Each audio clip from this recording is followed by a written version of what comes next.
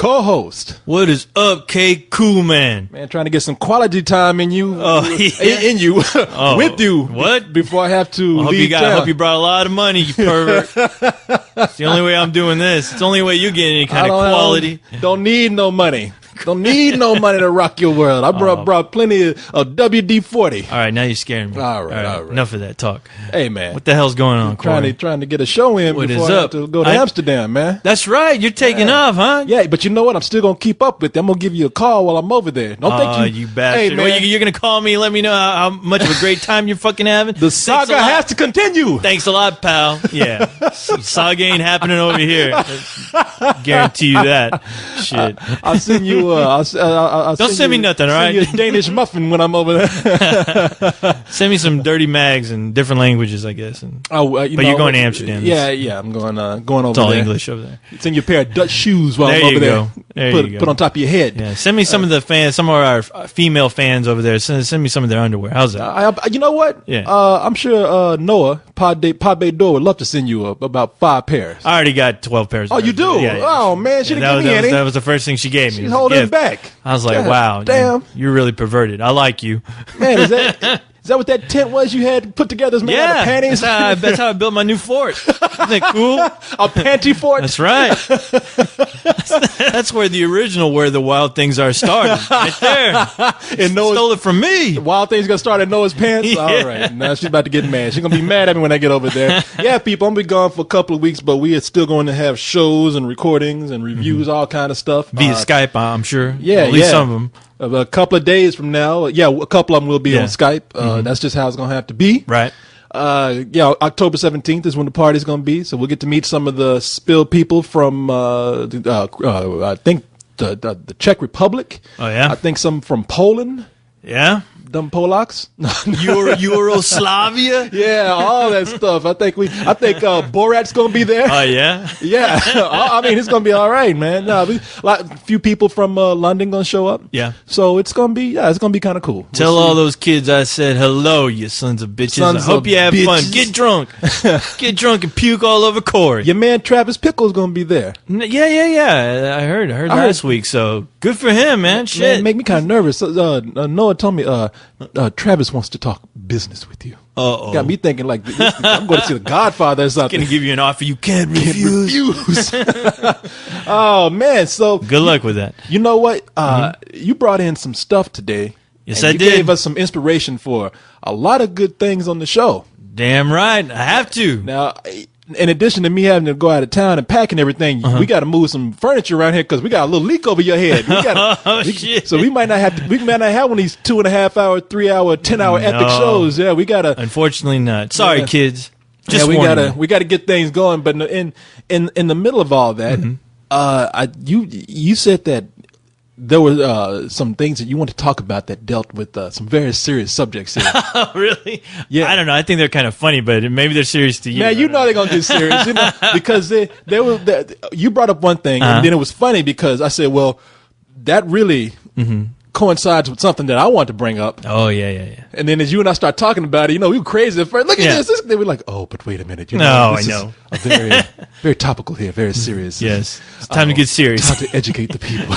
Yeah, they're trying to give them our bullshit version of education. Yeah, man. So we're going to try to, we're going to explain a few things about us. And hopefully shed some light on the issues. Yes, people, on the issues of race, but there have been a lot of racial things that have been happening, and we want to let people not only know about how two people who are non-white people. I'm a black man and you are a robot. You are the shiny persuasion. I am. Yeah, and so we want to kind of let people know how we feel about those kind of things without being inflammatory or hopefully not inciting more anger. I hope not. Yeah, I mean, because that's what happens. I'm too busy to deal with anger. Yeah. You know what your answer's going to be anyway. Don't tell me about your problems. Yeah. You're black? Don't tell me about your problems. Oh, man, that sounds like a big problem. If anything's going to incite racial issues, it's going to be you. Yeah, good luck to you in your life. I don't care. Yeah, have fun being black. So if they're throwing a bucket of chicken at some black people, don't tell me about your problems. Make the most out of it like Corey. When life gives you lemons, fry it and make some fried chicken. That's right. Man, so yeah, we just kind of want to tell people about not only the race issues that happen out there, but also how we approach race here on the site. On the at least show. we try to. Yeah, because we think that we do it in a way that we kind of approach the stereotypes, and you know what? Fuck it, we'll get. We'll talk about when I'm already getting serious right now. You're getting so passionate already. I'm starting to preach right now. I see your hands like waving, like you're brothers and sisters. You're conducting an orchestra or something. You're back to playing an organ. Brothers and sisters. Well, let me get out the big ass soapbox for Corey. Today, I'd like to talk to you about race. Let me drag it out with the ball and chain. I know you're trying to get me to shut up. I want to let the white people know. No, Colton. Shut up. Enough is too much. So we're going to talk about that. We also want to talk about some of the trends that are happening today with the shaky cam genre. Oh, yeah. Is it becoming a genre? Is it something that people can continue to do? And the reason I'm bringing it up is because right when you think that you know what kind of kicked this whole thing off, you discover something else where people had the same idea that predated all that stuff. Oh, yeah. Definitely. Yeah. And normally we've seen it done with ghost and the supernatural. There's been some exceptions, but you have a project that you found that was done differently. Yes. And we're going to bring that up too. Look at you, man, I'm coming in here with an agenda. I have to. For the kids. Got to give them something to think about. Speaking of race, we actually have a sighting. Speaking of sightings of what? Speaking of sightings of mysterious things, we actually have sightings of a white person going crazy behind fried chicken. Oh, yeah. I didn't get to see that video, but I know what you're talking about. Yeah, and I'm glad you caught that. So yeah, no, I have no idea how crazy that's going to end up being, but I'm looking forward to it. It is. There's like a lot of things out there. There's I don't even know if this man exists. There's a Loch Ness monster. There's Bigfoot, and there's a big white man who went crazy behind chicken in the middle of out in public. So, God damn. Are you sure it wasn't the ghost of Colonel Sanders?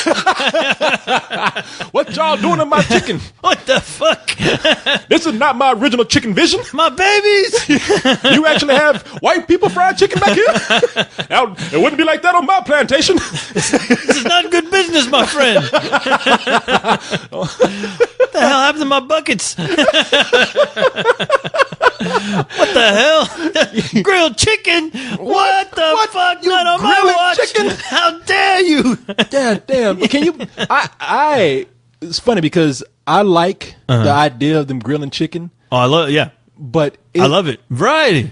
That's what we all want, right? I know they're trying to be healthier.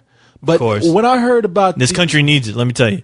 No, oh yeah, no. If anybody needs it, this fat ass country right here eating fucking fried chicken, like chicken between two slices of chicken, and it's called a sandwich. Oh yeah, how fucking ridiculous! No, how ridiculous is a fucking hamburger served on two goddamn Krispy Kreme donuts? What the fuck is that all about? Please. Before we get started, people, we joke about fried chicken all the time, but.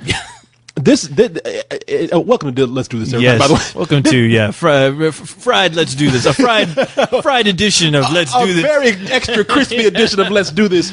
Listen, it's getting ridiculous, all right? I mean, I know. It's been ridiculous. It's been ridiculous. Fast food, the more that we try to become healthy, the more somebody out there says, I'm going to get as unhealthy as I can possibly get with something out there. I'm going to kill people no matter what.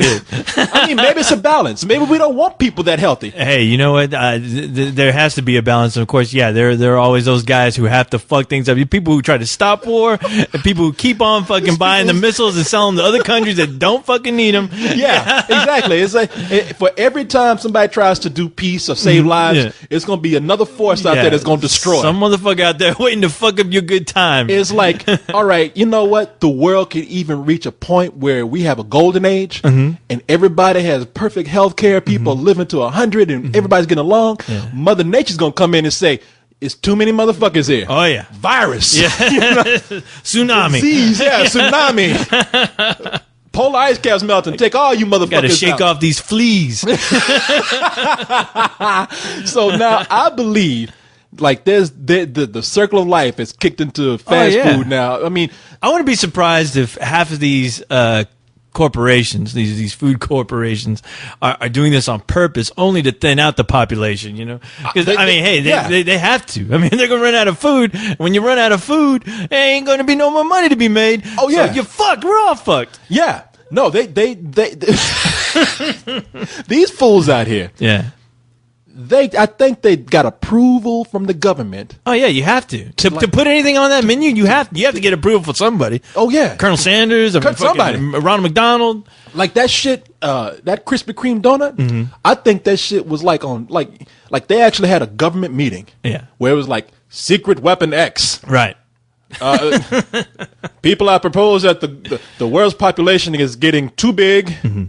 We can't come out and stop people from having babies. It would be an uproar. We can't limit people on how many kids they have. Have you looked at these fucking kids when they're popping out of these vaginas? I know. Fucking looking like Shamu. I know. Fucking with diapers. Fucking kids coming out with a hamburger already in their hand. I know shit. And people already saying, what this kid, people looking at the embryo on the sonogram like, that motherfucker got a Big Mac? What the fucking kid. Is that their head? No, it's a quarter pounder. Fucking babies are walking out of their mother's vaginas holding two fucking Happy Meals. Yeah. Yeah. Kid coming out crying, talking about where's the dipping sauce? And they don't even want the fucking toys anymore. They want more fries. Yeah, that's it. Fucking kid looking at Happy Meal. Said, what the fuck is this? It's like, why is this shit supersized, motherfucker? Yeah. Shit, I got it. You put a fucking plastic toy in here. Do you know how much more fries he could have put in here? Yeah, fuck your toy. Yeah, get the fuck out of here with that. How Give about some more fries, How bitch. about a fucking apple pot pie, motherfucker? What the fuck is wrong with you? I can't eat this shit. Yeah. Or maybe I can. Put no salt in this shit. Nah, the government looking at me and they say, we can't tell people that they can't have children. We have to introduce a secret weapon that would actually make people unhealthy, kill them. Yeah, but it has to be delicious. That'd be called the extra value. Yeah, the extra value called supersize. No, they open up the screen, comes down, and it's like, gentlemen, I present to you a hamburger, but not with regular buns. 2 Krispy Kreme donuts, not cut in half, but 2 whole Krispy Kreme donuts. Right. Beef, bacon, more beef. More cheese, bacon. Smothered in onions. What about the lettuce? Smothered in ham. Fuck the lettuce. Fuck the lettuce. So they just pull out a gun, shoot that guy. Sir, what about vegetables? Yeah. Anybody else? Anybody else have a question about fucking vegetables? Yeah. Anybody want some apples? Anybody want some fruit? You're going to be sleeping with the vegetables after this meeting if you keep asking stupid questions. Now, where was I? Yes. Well, sir, how do we present this to the public? It'll shock people. No, we present it in a cartoon show. Exactly. The Boondocks. We make it funny at first, and then someone is going to be crazy enough to try it. Yeah. The blame will not be on us. Oh, it will be on that guy. It's going to be plenty of mouths of watering that night. 7:00. Set your watches.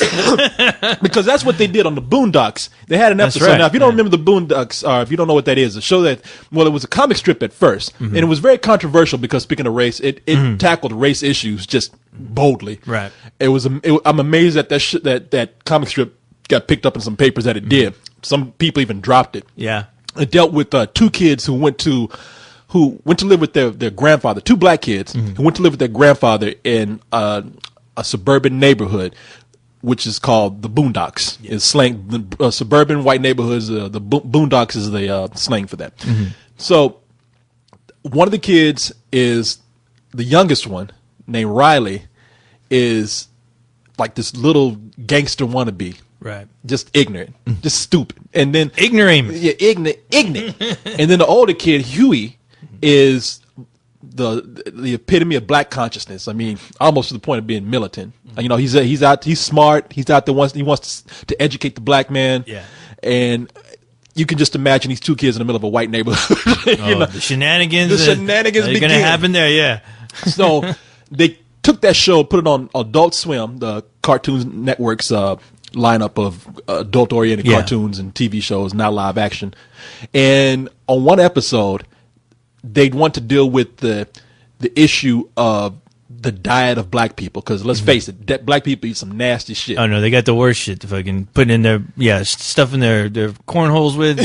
Cornholes, damn! When you can't stuff it more than in your mouth, you just stuff it up your ass. Go in both ways. No man, fried feet, fried feet, pig feet. Well, they actually addressed that and see, it was a really smart episode. It was very funny.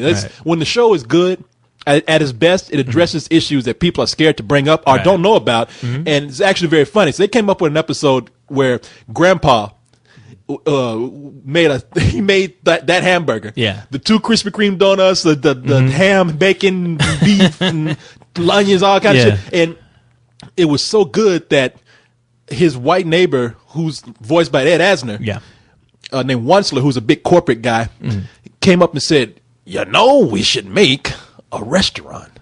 Why he sounds like Al Pacino, I don't know. But he said we should make a restaurant, soul food restaurant, and this will be a big hit. So he makes that sandwich, and it's called the Luther. The Luther. And if anybody knows, Luther Vandross died when he was, I guess he was overweight when that brother died. Luther Vandross. I don't think it was over a broken heart. Yeah, no. Maybe after he dropped his sandwich on the ground. Corner. But so the whole episode dealt with, you can't serve this to a neighborhood of people, because I almost turned people into crackheads. It's like they addressed how fast food is addictive. Oh yeah, fast food is made too convenient. Fast food should be treated almost like a drug, and then they explain why black people eat the kind of shit that they do, which goes back to slave days, where black people were given like when white people took all the good food, like they just threw the rest of it to black people. Like they take all the nice bacon and the ham from the pig and just give people like the fucking what do you call it? The God damn it! What? Wait! You get all the leftovers. We got all the leftovers. The chum. You get the from chum. That food. Like they're feeding food. Yeah, you get the. We got the crow's feet. So if you look at history, what they say is that black people were given the head, the feet.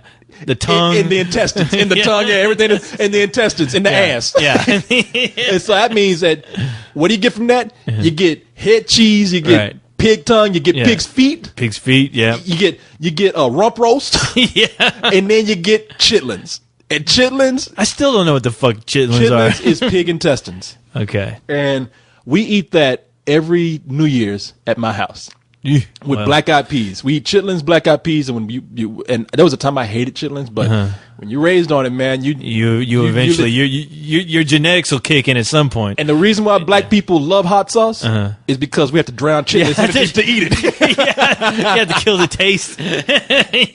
But somebody actually went and made that fucking hamburger, man. Oh yeah, I'm sure. And now I'm not going to even make it a race issue like it's a black thing. There'll be plenty of people, no matter what you are, who would love to eat that shit. Oh yeah, well I think there's also like a group of like food daredevils who love eating that shit. You know, they'll go and they'll videotape and they'll put it on YouTube and they're like, I actually bought it and I bought 3 of them. Now watch me eat all of them. You know, and they did. Guys were doing that with those. I think it was like the Man versus Food. No, well, I'm talking about the people who'd go and record this shit. A bunch of guys did that on YouTube with the Burger King double stacker. Where you can stack it as high as you want. And some guys like went out of their way and really did it. And I don't know what the point or how cool they were trying to be with that. But yeah, you see these motherfuckers make these ridiculous fucking sandwiches, these skyscrapers, and attempt to eat that shit. How do you even fit that in your mouth? The fuck if I know? I don't know. You asking me like I should know? You're gonna be sucking a lot of dicks, I guess. You saw it. Shit. A lot of hot dog. Open up and say, motherfucker.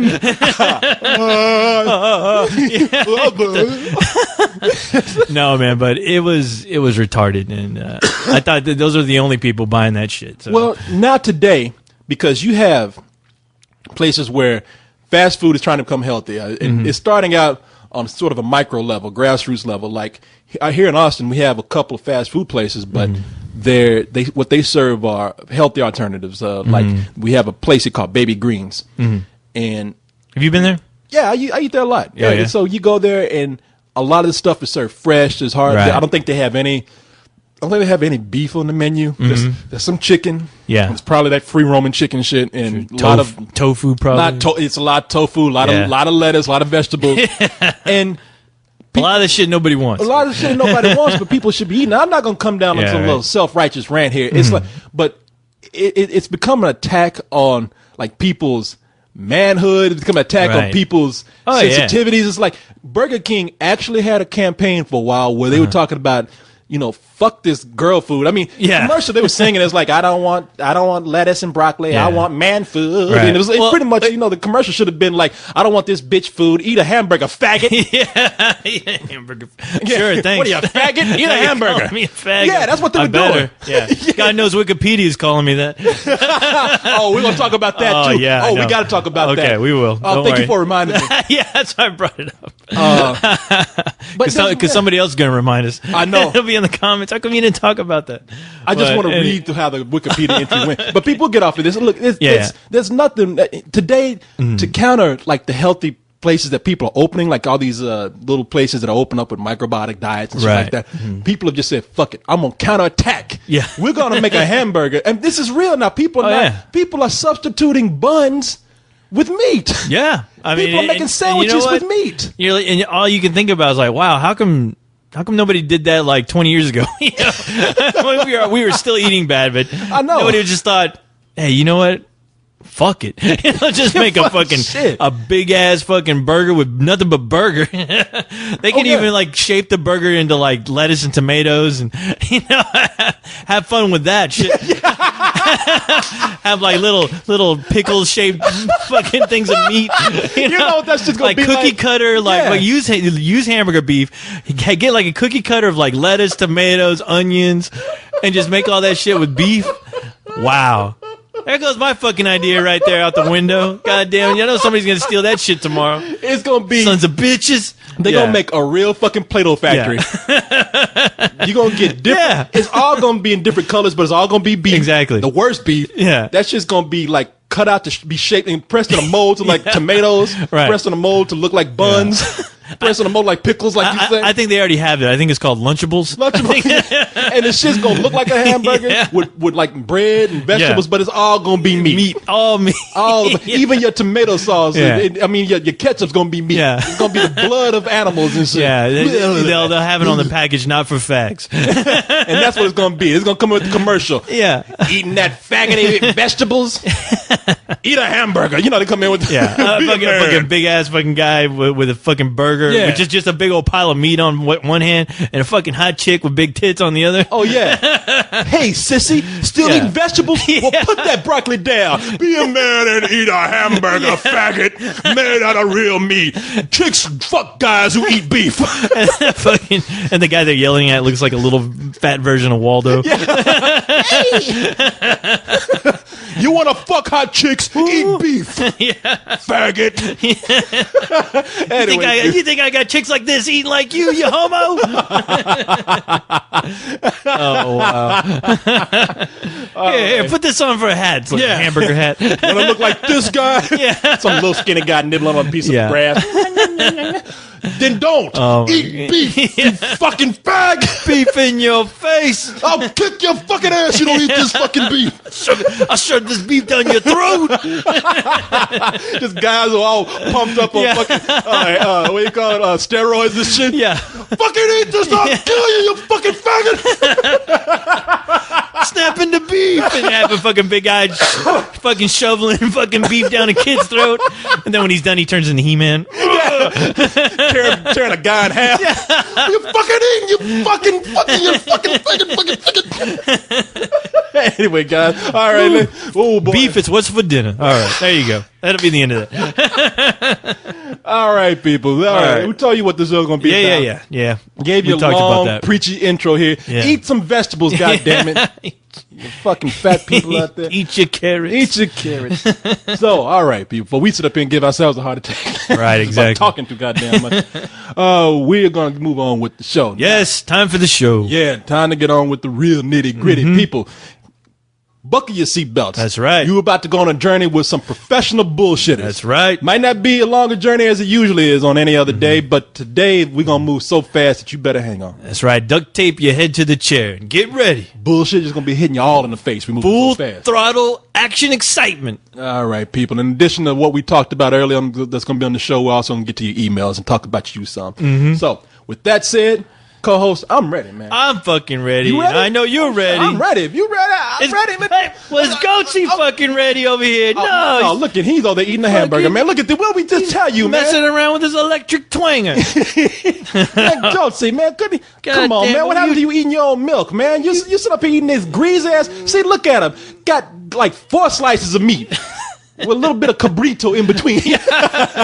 He has a glass of milk with a goddamn with a donut wedged on the top of the glass like it's a piece of lemon with goat meat in the middle of it. Man, goddamn, you not only are you crazy, but you're a cannibal, man. But put that shit down. Go eat some vegetables. But before you do that, get ready. Goatsy, are you ready? Right. Get ready to eat your vegetables, Goatsy. Come on. All right. Goatsy's ready. He got a carrot now. No, he's ready. I'm ready. Don't put that in your ass. I'm ready. Goatsy's ready. You I'm ready? ready. Let's do this. Oh, shit. Goatsy's going to town with that carrot, man. Oh, you nasty motherfucker. Okay, you get out of here with that.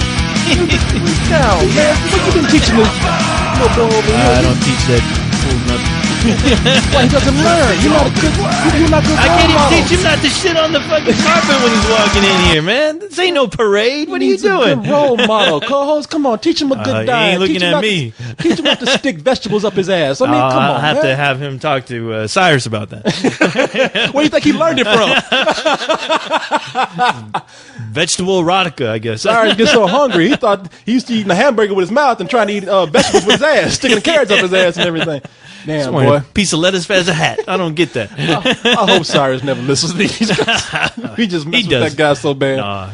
Oh, man. I love fucking with that kid. I know. Anyway. I know. Why is it so funny? He's the sweetest guy in the world, and we mess with him like it's homo. Eat a hamburger package. All right, let's see what we got going on here. We got going on here today, Corey. Okay, you know what? Let's talk about the film that you brought in. Oh yeah. Okay, well, because let me set it up right here. There's been a lot of success. Now, not everything has been a success, and there's not a lot of these things out there. And what I'm talking about are the shaky cam, right? Mockumentary, documentary, whatever film. Yeah, I'm still wondering if they've even like categorized that yet, as far as giving it an official title, as far as like first person film. I guess I don't know. Well, there's been a lot of successful movies out there that do the shaky cam technique. Probably the most small budget success story is the Blair Witch, yeah, which was a huge success. Yes, and then we moved on to. Was there anything in between that? I know. Then we had a big budget success with Cloverfield. Right. Cloverfield, popped up. Overseas, we had Wreck. Wreck was right after that, and I'm sure Wreck 2 is going to go nuts over that one. I really like Wreck 2, man. People don't. The people have been getting on my case about Wreck 2. Really? I like Wreck 2 a lot. I love the movie. These are people who've seen the movie? They've been jumping on you about it? No. They haven't even seen the movie. Really? Then they don't count. Yeah. But so there was Wreck 2. Right. So it's been done in a lot of ways. I named the Supernatural, but we've had it done. Well, we've had it done with a lot of things. With the Blair Witch Project, it was the Ghost of a Witch. Cloverfield was sort of like a giant monster movie like Godzilla. It was a Godzilla film, but done with first person. Done with first person. Then we had Wreck with first person, which is a zombie movie. Right. Second one, I'm not going to give anything away, but that could be something else. Right. And then we had another zombie movie with not Shaun of the Dead, but Diary of the Dead. Diary of the Dead, yeah. And now, there's some things out there that people didn't. And now, what am I talking about? Paranormal Activity. Paranormal Activity which right has now. gone on to be a big success. Yeah, I'm curious. I don't know what the numbers are, but I keep reading. It's like every weekend, the movie's making more and more money, but it's still in a limited release. It got a wider release. The movie is officially a success story now. It was number 4 in the box office last week. Okay. And it brought in, I believe, $7 million. Oh, wow. So maybe it's between 7 and 4. Yeah. Well, I mean, I know it's just been getting like humongous word of mouth, only because I think, people are talking about this film. And I think it more has to do with just how hard it is to see this film. I think a lot of people are really like gearing up to, just anxious to see it because they hear stories about people who've seen it, who have enjoyed the fuck out of it. And the other fact is that, it's hard to get to. So they feel like anything like that, it becomes an event. It becomes an event film. And you're like, okay, I need to get tickets at some point because we have to see what the fuck everyone's talking about. And as of right now, and why it is, why it is so huge right now. The movie has brought in $10 million. Wow. $10.4 million. And so a lot of these movies, what they share in common is to Americans, whether they be foreign films or big budget films or small budget films like this, they can get by very cheaply, even with a big budget movie like Cloverfield. Pretty low budget compared to Hollywood standards, but we're talking about movies. Most of them, Blair Witch, Paranormal Activities, those cost like about roughly $10,000. I think Blair Witch was like 15,000. Was it? Okay. 25,000. So it was a little bit higher. It's probably 20 to 30,000. And so I don't know how much Rec cost or Cloverfield, but all of them they can get by on the cheap because it depends on how elaborate you want to get with your effects. If you want to go Cloverfield, which has even limited, but barely. I mean, it has big budget special effects in there. Yeah. Even though you hardly see them, but most of these you don't have to see a creature. No, you don't have to see a ghost. No, actors. You don't know the actors. Yeah. Anyone can. That's the thing. Yeah. What gets these movies by is usually the actors that they have are unknowns, only because that's a lot of times these films want to sell the fact that this is an event that actually happened. So it's not going to make any sense when you see Brad Pitt running around, trying to play a normal schmo.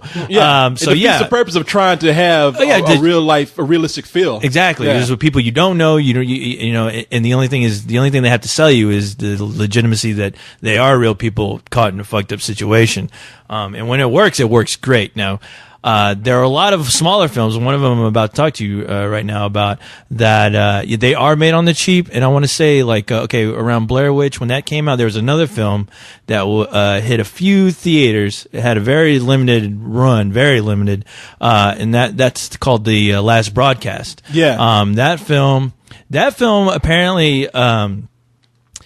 It's I think it said on Wikipedia that it was the first film to done entirely with a video camera, but completely edited on a PC, which was very affordable at least. I don't know back then how affordable it actually was, but it was the first video edited on a PC.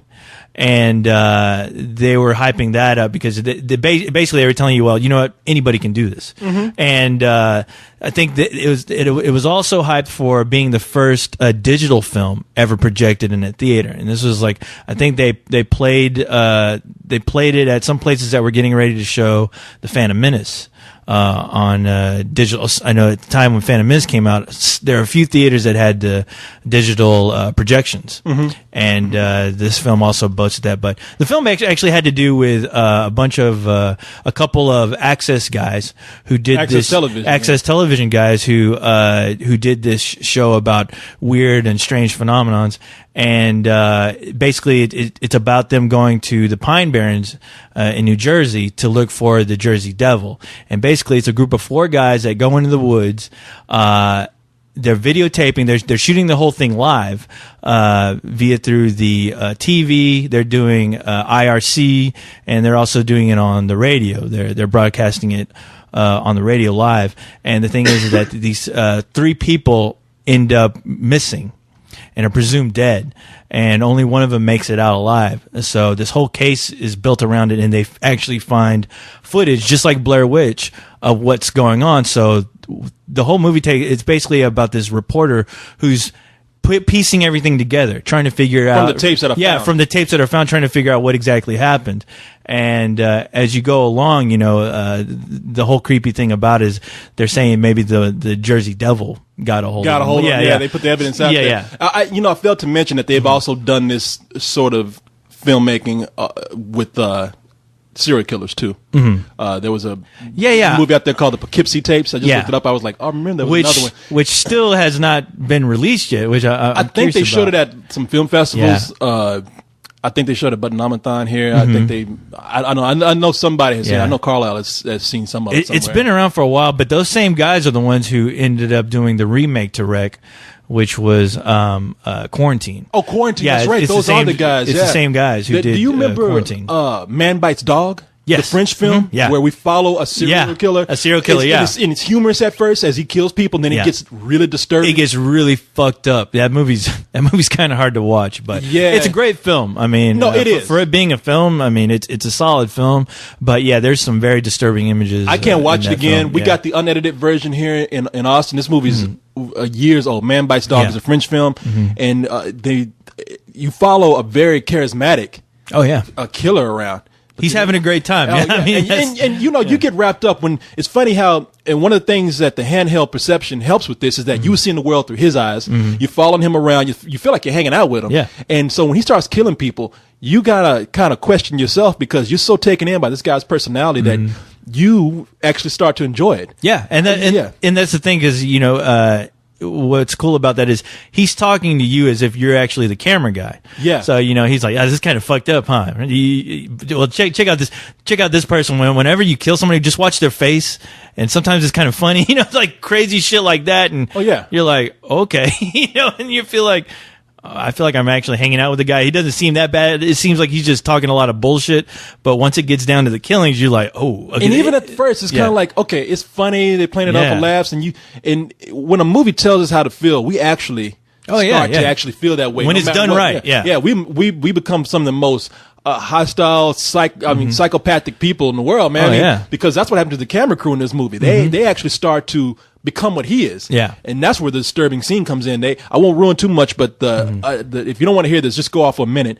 But the scene that they cut out for other cities, the edited version, the camera crew and the killer go in, they get drunk, and they all go into a couple's house. And the couple is like in there having sex, mind their own business, having sex. And the crew starts to rape the girl, while they make the boyfriend or the husband sit around and smile and laugh while all this is happening, and then end up killing them. And when they show what happened to them, it's like that's when I checked out, man. I was like, this is fucked up. It's fucked up, because I think like during that scene, you see the serial killer. He's raping the girl, and then he kind of gets the guy who's directing the video that's shooting the documentary. He gets him in there and he gets him involved. Yeah, and that guy, and they're fucked up. Yeah, it's kind of crazy to watch, but no, that was very disturbing, but. I mean, that's kind of the thing about that film that it can completely catch you off guard when you're first watching it. And when it comes time to show you how brutal this person is, then it really hits you. You're like, oh fuck, this guy he's seriously fucked up and deranged, and he's crazy. And there's scenes where he almost turns on the camera crew at some points. That's what I'm saying. You're like, fuck, and that's the power of these kind of documentary films. I know everybody says the shaky cam thing is getting. Is this a fad? Is it something that's going to go? But it's something that could manipulate you. And sometimes, like a documentary, I'm waiting for the day that is not anything that has to do with fantasy or supernatural. Like I'm waiting for somebody to make that fake documentary that actually breaks your heart. Because it makes you feel like you were actually there. So. I can't wait for somebody to make like a romantic comedy. No, well, they've done some similar things like this where you follow people around. I mean, I think they've even done comedies. Windy City Heat is directed by Bobcat Goldthwait, and it follows this guy around who's just a fuck up, and it's funny. I mean, because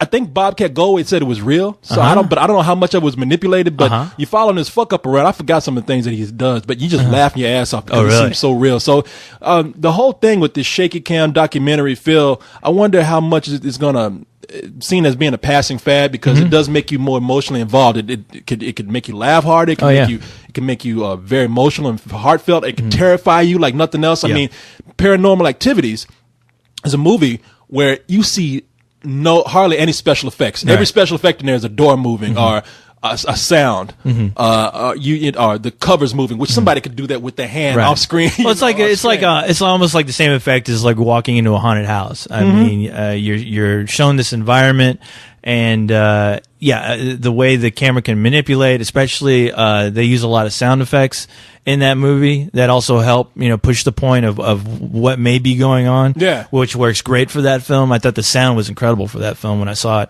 And just think, if you see a hand come in and grab the covers, it's going to be like, oh shit, it's a dismembered hand. Your mind, exactly. And I think it also plays upon it is definitely an audience participation type film because I think it's kind of infectious when you're in a theater and you start having people scream at certain moments and you're like thinking, okay, wow, this is kind of creepy. And like, oh, it becomes kind of a ride. But I think that it plays better if you're the type of person who has an active imagination.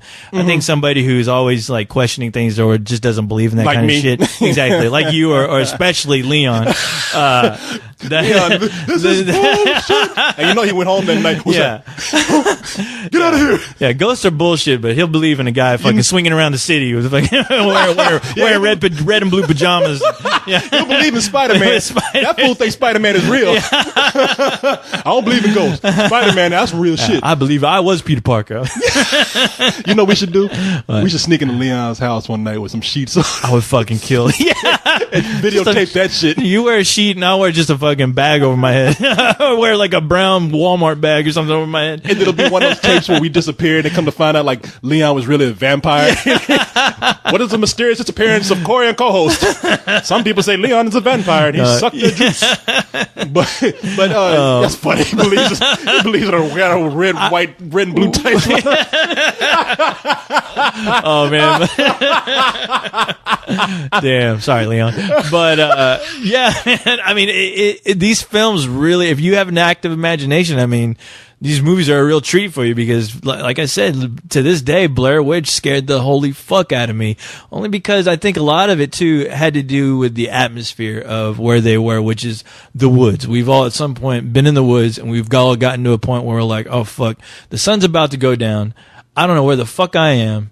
And all I know is I have to get out of here quick because I'm afraid of the unknown, which are these fucking woods. I don't know if a fucking deer is going to come up and rape my ass or what's going to happen, but I need to find civilization real quick. Yeah, and they can't find it. Yeah, it's like I have no food, I have no water, and I'm fucked. It's like that witch just transformed the woods to keep their ass from getting out. And that was the whole great thing about it. I mean, because it reminded you something of places you've been, which is why paranormal works as well. I mean, we all have a living room, I guess. I'd like to think so. And yeah, we've all heard weird, strange noises, and we, just looking at the door move in a weird way or go, wait, did I shut that door? Oh, yeah. Fuck. What's that noise? What's that noise? Yeah, creaky, like pipes. I mean, the thing with Blair Witch, after I saw that movie, I went back, I came back here and I started hearing fucking pipes, and I knew it was pipes moving around because we got some creaky ass pipes around here, but it still scared the living fuck out of me. That was me fucking with you. That wasn't creaky pipes. That was me in the back. I thought that was I thought you were about to say that was me fucking the fucking the vacuum cleaner. Fucking a toaster again. Yeah. Man, I see. That's what I like about these kind of films is that they have returned to effective psychological horror. Right. When I don't mean psychological horror like we're fucking with a deranged serial killer. It's like it means your mind is messing with you. You fill in the blanks, and that scares you more than anything. It's a throwback to something like The House on Haunted Hill. Now I'm not talking about the remake they did in the 1990s. No. I hope not. 1959. There's a movie called The House on Haunted Hill. That movie's best known for hardly having any images of ghosts or anything, but it's in a haunted house, and it does a lot with dark corridors, noises, and shadow. Right. And you hardly see anything, and it is a very creepy film. If you watch it now, it'll be like watching something produced by Disney. Today, because it almost sounds like that Disney Halloween at night. What was it? I don't want to say A Night in the Graveyard or something, but Disney put out a Halloween sound effects album. Yeah, exactly. We used to listen to that at school. Yeah. No, I still have it, but it's the sounds of Halloween, and that's watching that film. That's what it feels like. If you were to turn off the TV and just have the audio play, that's exactly what it would sound like. I had to answer the phone. Sorry, people. I thought that was an important call. We had to stop. But while we stopped, we found some other things here that, like you brought up, Incident at Loch Ness. Yeah, Incident at Loch Ness, which I found it dirt cheap, and I watched it, and it's not that great, but I like the idea of it, and it actually had a legitimate director playing Zach Penn. Yeah. No. Yeah. Playing Werner Herzog. Playing himself, trying to document this whole trip. But does that count though? I think it will because do they end up running from the Loch Ness monster and then finding the tapes later? Well, there's a scene where somebody goes overboard with the camera. Oh shit! Yeah, so it's the person shooting the documentary. So yeah, I mean, accidentally falls overboard. Yeah, and there's scenes where it shot first person, but they'll go into interviews. Like they'll have a camera stationary and they'll have people like getting interviewed about what they think about Loch Ness and, you know, if they think they're going to find anything.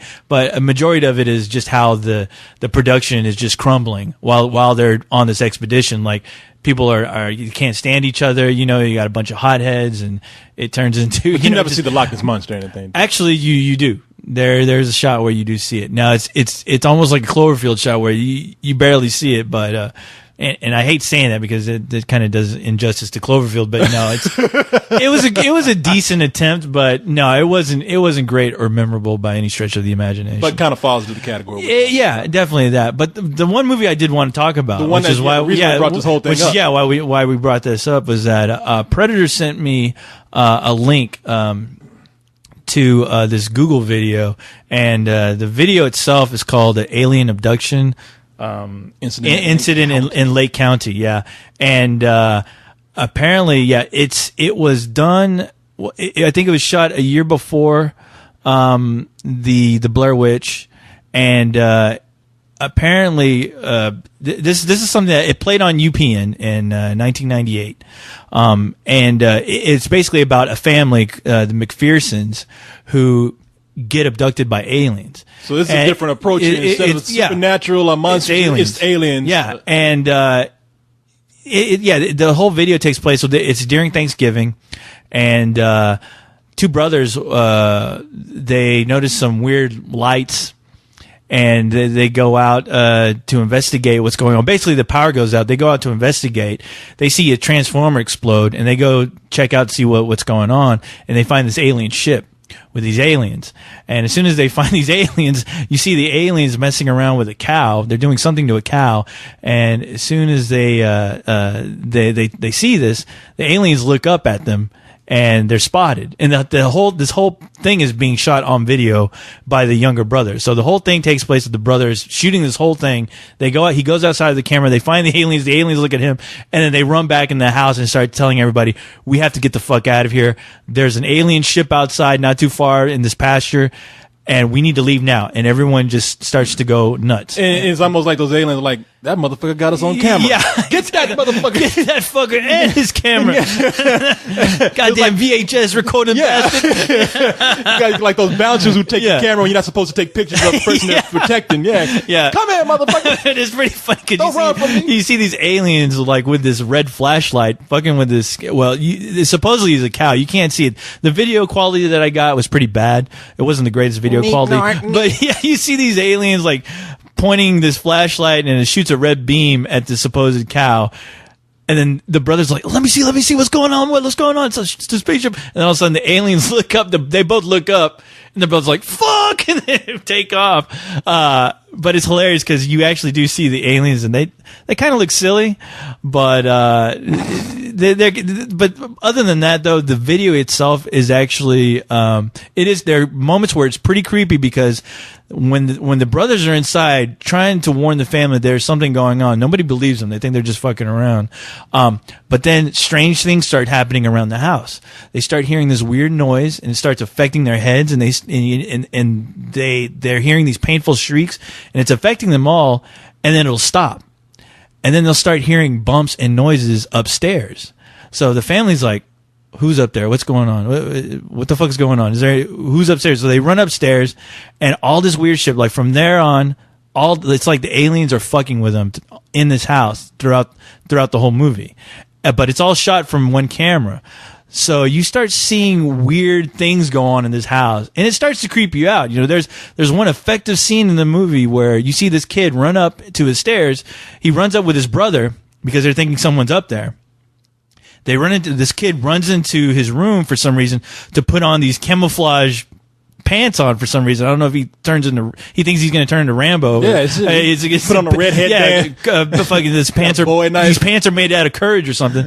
But he rushingly puts on these pants. He grabs the camera, and as soon as he grabs the camera, he moves the camera to the corner of the room. You see something really fucked up, and the camera stops. And it's very effective. It's very creepy.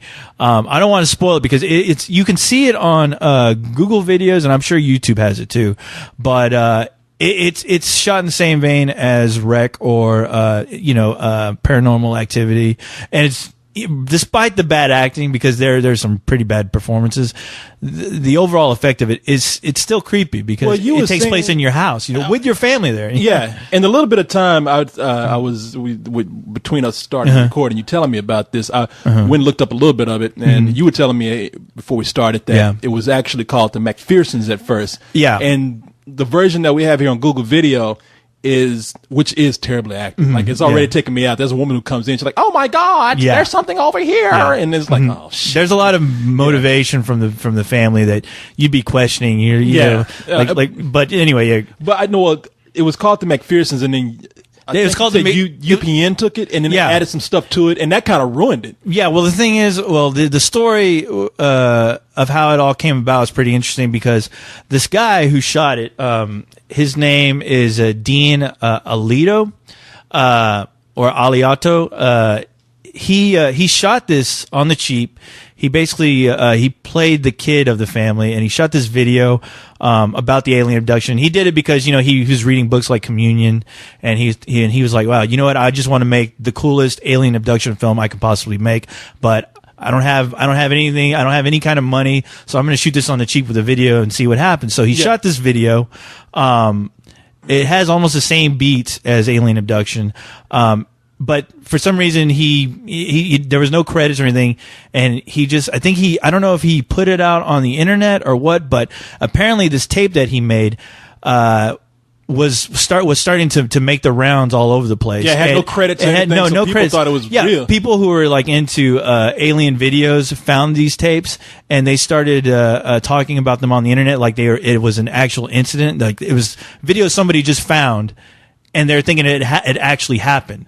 So these tapes are going around with people thinking it actually happened, and questions started getting raised about who's in this tape. If there's any stories about this tape, any missing people from this tape. And the director, I guess, found out about it, and he was like, "Well, that's something I shot a long time ago, but it's mine and it's for sale if anybody wants it." So apparently, UPN at the time heard about this tape, liked it, and I think they commissioned him to do like an Unsolved Mysteries or a show like that, and they talked to him more about this tape that he did, and they're like, well, how about if we give you a budget and you make a TV movie out of it? So he was like, all right. So he basically made it. UPN was about to air his original cut, which was about 2 hours, and apparently, and it was also produced by Dick Clark. It was produced by his company, and apparently, studio heads got switched at UPN. So when the original guys who gave him the okay left, the new guys heard about this, watched what he had done, laughed at it when they did a preview screening. Apparently they were throwing shit at the screen. It was a bunch of chimps. Yeah, exactly. The studio heads were a bunch of chimps, and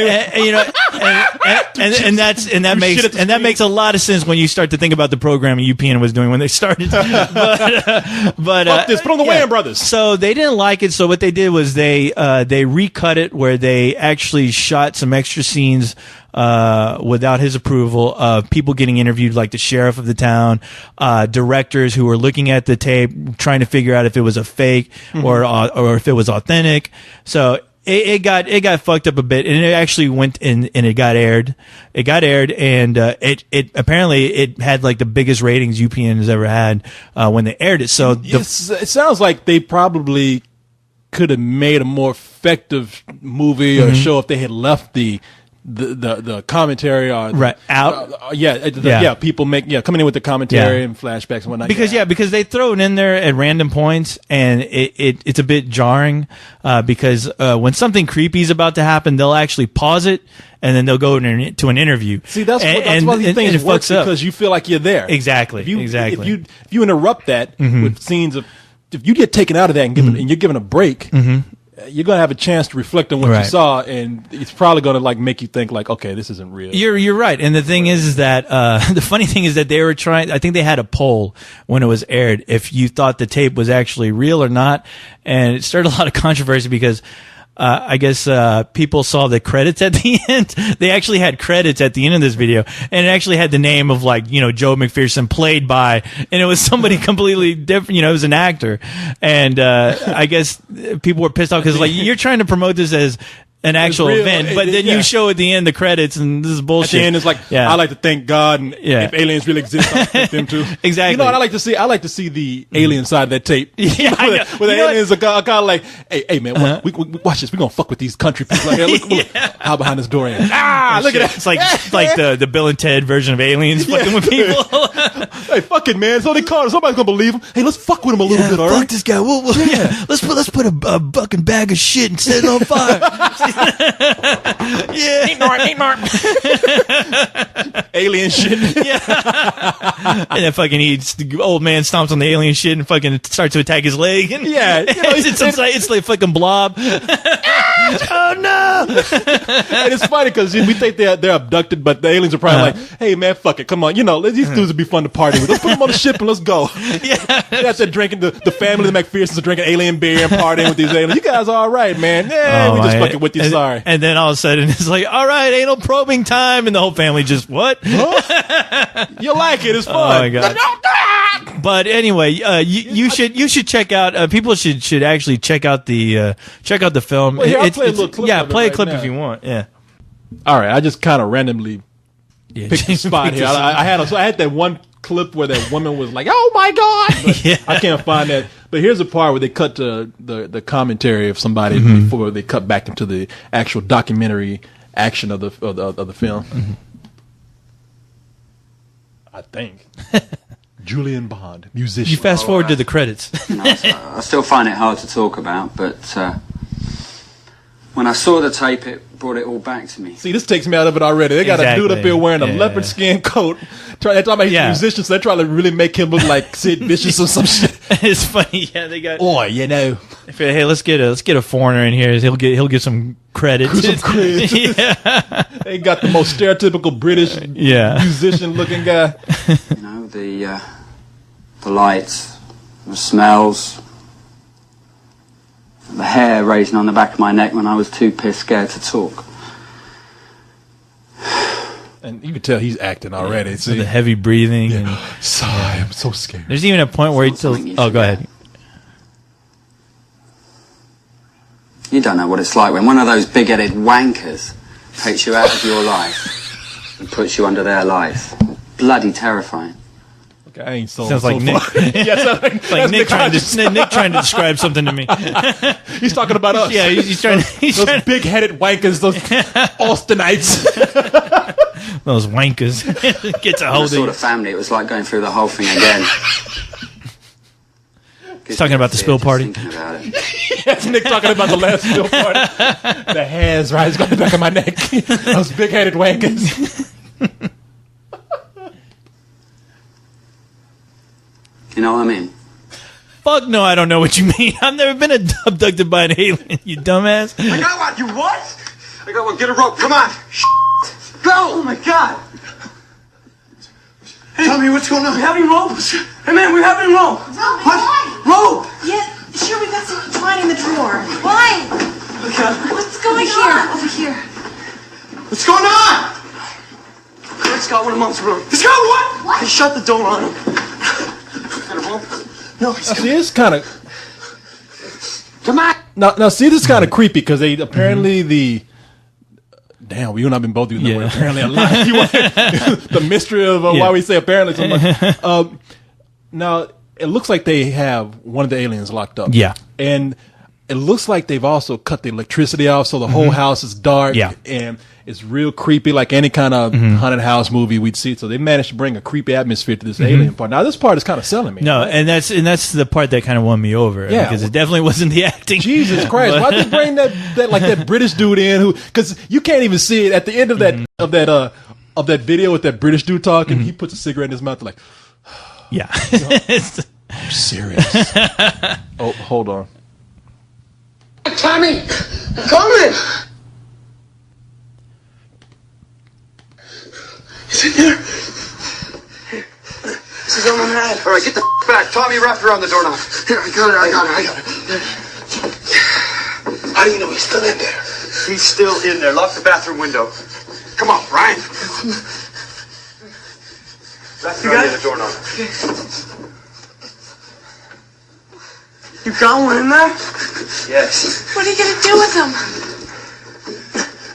We're gonna keep it there until we can call somebody. Is it gonna? Call who? Ghostbusters? You ain't call nobody with that shit. Hey, I got an alien locked up in my room here. Oh yeah, well, I hope you have fun with him. They call up. We got an alien locked in the room. You damn kids and your jokes. Yeah. Sick of these fucking pranks. You know how the sheriff is in those kind of movies all the time. Like in Goonies. Yeah. Like you fucking kids and your pranks. Is this the time when you had Michael Jackson come over to your house and use the bathroom? He's like, no, sure that was a lie, but his sister did. Latoya's here. She's an alien too. So she is an alien. I liked it when she was a naked alien in Playboy. But you know something? This is interesting because I wonder how this is going to play out when the guys who made Paranormal Activity make their next project. Have you heard about what they're doing next? No.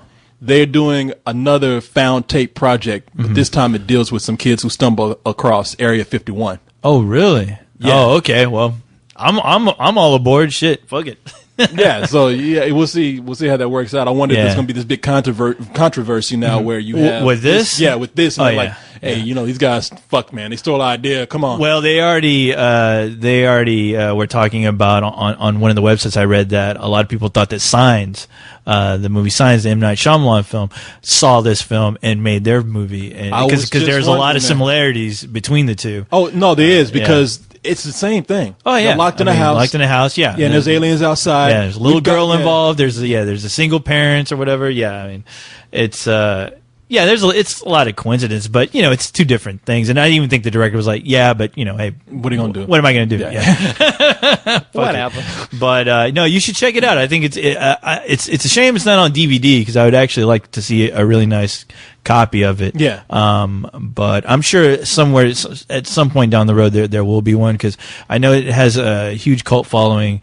At least in Europe, I was reading that there's a pretty big fan base for it in Europe because they played it they played it.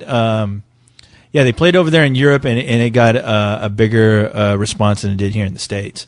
So, really? Okay. Yeah. Mm-hmm. So they got that British dude. Yeah. Wankers. I guess so. But yeah, I mean, hey, I'm all for them making more films like that because you know when they do work, you know they're a lot of fun to watch. So if it becomes its own genre at some point, that'll be great as long as they're done well. I mean, and plus with the success of Paranormal Activity, I mean that's pretty much a given right now. Oh well, I'll try and take that out, man. So let's switch gears here real quick to something that we talked about. Was it last week or maybe it was a couple of weeks ago? About what? About our Wikipedia page? Wikipedia page. God damn it. Yeah. Yeah, no, that was last week. Yeah, last week when I was trying to help people put our Wikipedia page up. Yeah. I remember that. Let's see. Okay. People have been adding to this. It's gotten bigger. It's got a lot of notes. Has a few external links to it. That's great. And at the top, and I'm just used to this now. It still says this article is being considered for deletion in accordance with Wikipedia's deletion policy, which means they don't think they think we're doing this shit. Right. Or maybe they don't. I don't know what the deletion policy is. I still don't know what the policy is or how that works. If somebody knows, hey, send us a comment, please. But, I mean, fuck, man. I tried looking it up and I can't find nothing. So. I see all these Wikipedia pages about people who have nothing. Right. I mean, that could be, they're like a paragraph. Yeah. Even this thing, alien abduction and Toluca Lake or whatever that shit is, it's just it's one paragraph. It's one paragraph. It's one paragraph. This has a fucking story to it, has links, has all kind of notes. There's some legitimacy to it. There's some legitimacy to it. I don't know how the fuck this is considered some sort of spam or promotion. Yeah. We didn't write it. No, not at all. And I don't get it. Like I said, I don't get it. I don't understand how it works. I don't care how it works. Especially after all kind of facts and shit. Now, there's some stuff that they have wrong here that they haven't talked about yet because they pull these things from articles. So it's true, but you should talk to the guy because we know the guy who's doing the page, who's working on the page. He sent me a comment actually. Yeah, he sent me one too. I should talk to him because I tried to help him. Out. Yeah, so you should help him with the facts. Yeah, because he took something from an old article where we were still with the company Miva. We're with Hollywood.com now. So that's one of the things that's incorrect on there, and that should be changed. Hopefully he's listening. But I ain't touching it. You know, because the moment I'll go in there and touch, he's going to be like, "Fuck you, delete." But you've been deleted. Yeah, check it out, people. It's very nice, and whoever did it, I appreciate it. I wish I could remember the guy's name right now because I really want to give credit where credit's due. It was actually a couple of people. I think there's been maybe even 3 attempts from different people. So thank you to all who have tried that. Send me your names. We'll give you a proper thank you on the next show. And the guy who wrote or whoever it was that wrote that I'm an all out I'm the only openly gay homosexual on the site. I'll let you to address that. Send me something too. I'll give you a big thank you. Yeah. Who wrote this shit? I appreciate it. Fuck if I know, dude. Is it still on there? No, you're on the page right now. Do you see it? Okay, let me see. It's the characters here. Yeah, it'll start talking about the characters. Well, we don't. Okay, do we have? Let me see here. A bio of the characters on here because we have. All right, it goes to the bottom. Right there. Wait. Oh no, that talks about the spill party. It's up there somewhere, but I don't think it's there. Okay, because they took all the stuff off that talk about us. Oh, right there. Yeah.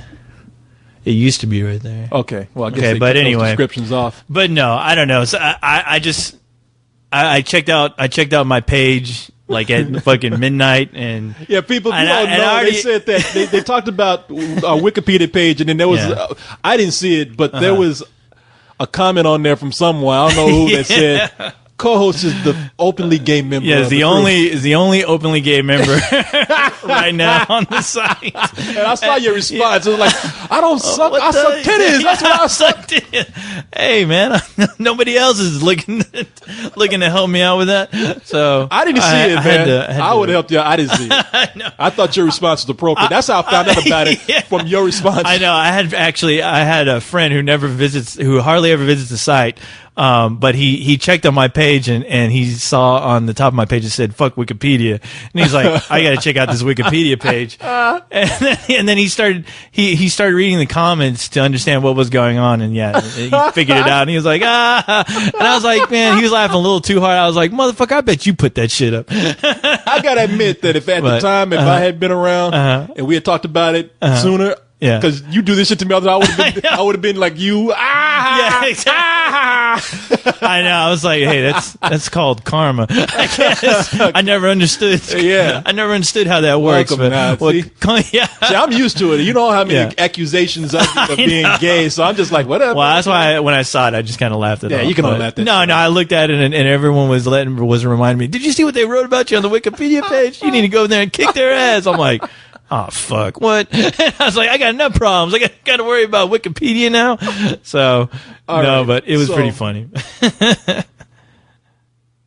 Okay, so here's damn people. I love the way people update this stuff. Yeah. I mean, I feel like I feel like we're actually being reported in the Inquirer or something. So here's the funniest entry to me. From the Daily Sun. Yeah. From the Examiner. Yeah. Okay, so they have descriptions for all the podcasts. I'll read them to you. A couple of cold ones.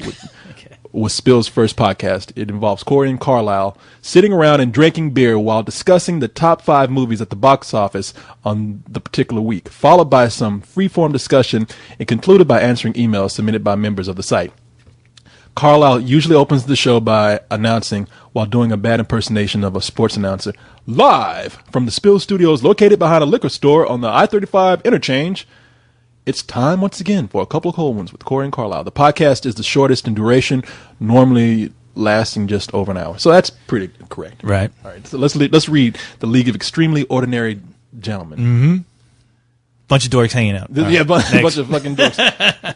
It was the second podcast. It features Cyrus and Leon, along with other members of the league, sitting in an area dubbed the League Lounge, and discussing comic books, science fiction, and fantasy-related books, movies, video games, and TV shows, and many other aspects of geek culture. It is easily the most organized of Spilled podcasts. The show is concluded by discussing email sent by fans in the group proclaiming in unison, Long live the league.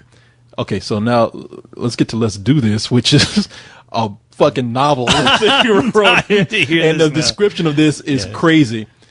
Crazy. Let's Do This was the third of Spill's podcast. It began accidentally. Co-host was filling in for Carlisle on a Coco for several weeks, and the fans loved it so much that they created a new podcast.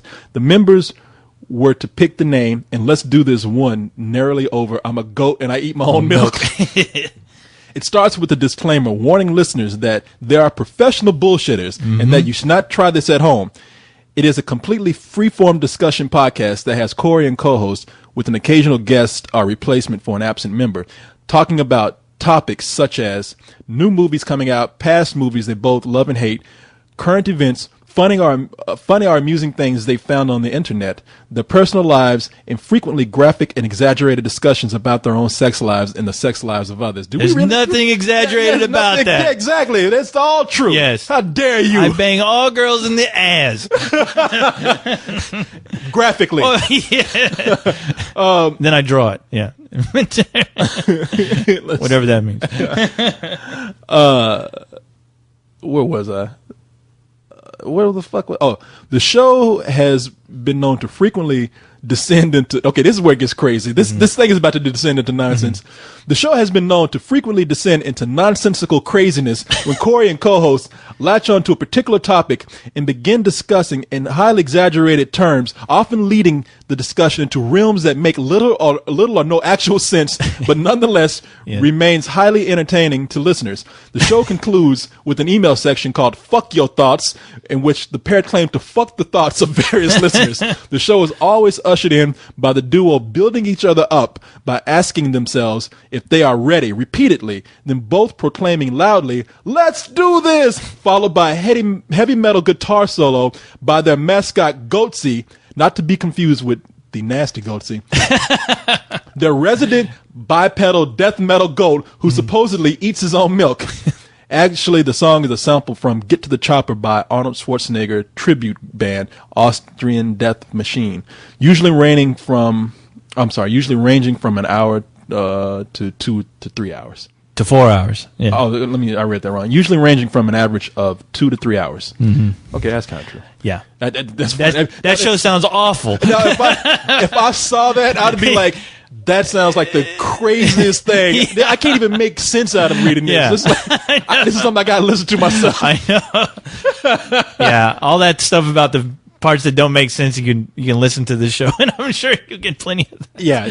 Especially the beginning. It makes sense if you were there. Yeah. Okay, and they say that a fourth podcast involving Corey and Leon has become increasingly likely. This is because they have been good friends for basically their entire lives. Okay, wrong. And have entire lives. Like we were sharing the same crib. Yeah, you guys are like Muppet babies. Yeah. Spill babies. And have many stories and had many adventures. They will probably talk about other parts of popular culture that Spill has previously ignored, such as music, books, sports, news, global issues, politics, and food and drink. Wow, they got your whole agenda right there. You guys are going to talk about drinks, sports. The name of the show is yet to be announced. The length of the show is yet unknown. While an official part of the site, many members... While not an official part of the site, many members of the site have started their own podcast. Okay. It's pretty... There you go, I mean, a lot of incorrect things in there, but... So you better hurry up and get that other podcast get going. ready. Come on, Corey. I say busy. They talk about the spill parties. There have been several spill parties which involves Corey, Cyrus, Carlisle, Leon, co-host 3000, and other members of the site getting together. There have been 2 spill parties in Austin, Texas, and 1 in London, England. Actually, there's been 2. There have also been suggestions to have parties in Japan and in the Netherlands. We have a party coming up in the Netherlands. That's right. Trying to get that one going on in Japan. That's right. Oh, and there's another part there. Co-host still loves sucking dicks. Oh, I always forget that. That's right. Oh, no, he's right. We'll correct that part. We'll get that deleted. Yes. Wrong. He loves tasting dick, not sucking them. Just a little nibble here and there. Yeah. All right. So They're like my crazy straws. well, that's interesting, man. It's always No, it's cool. No, it's always funny to hear how other people interpret what you do. exactly. Whether it be right or wrong. That's all part of the fun. Yeah. Yeah, a lot of But wrong. good job on the page. Shit, Yeah. somebody actually took some time out to write all that bullshit about us. So Yeah, no, nice. Thank I you. salute you. I really do like the way they sold this show, though, because it would really make me Hey, want to you listen know to what? this. I know. What is this bullshit? Listen to what he said. Yeah. It's a show where two guys call themselves professional bullshitters, where Yeah. they graphically talk about their sex lives while having a bipedal goat come in and say Austrian death machine Yeah. while they yell, "Let's do this." I mean, it shit makes no sense at all. No, not at all. And it descends into insanity and craziness. Half the show you will not get. You're not going to understand this bullshit. What the fuck? How is that even possible? No. All right, you That know is what, crazy. man? Oh, this show makes me proud, Corey. I have to admit, it makes me love, proud. I love this show. I love this show this myself show. too. Ooh, now I ain't gonna suck your dick or nothing. But it says right there that you do that. No, not Wikipedia never only lies. on the weekends. Wikipedia Oh, okay. What's only the on day? the. Oh, Tuesday? that's party time. Damn. Well, see, that's what you got to put in there. I played jump rope with them dicks. He is jump gay rope on Saturday. Yes. Get your shit straight. Hey, come on already. Yeah, God Get the damn. scoop. Tuesday is my gay day. Yeah. Let's have a gay day. Alternate between sucking titties and sucking dick. The best of both I worlds. suck it all. Is it gay if you only gay part time? I think Yes. not. All right. I suck the chrome off of anything. I'm a robot. The hell is that fact shit? I love women. It's my little And gay people, we're just joking around. it's my little clerks have- thing. Yeah, no, yeah. gay people, we love you. Yeah, you have no. We joke around just like we joke And around. I'll love you too for the right price. Yeah. Oh.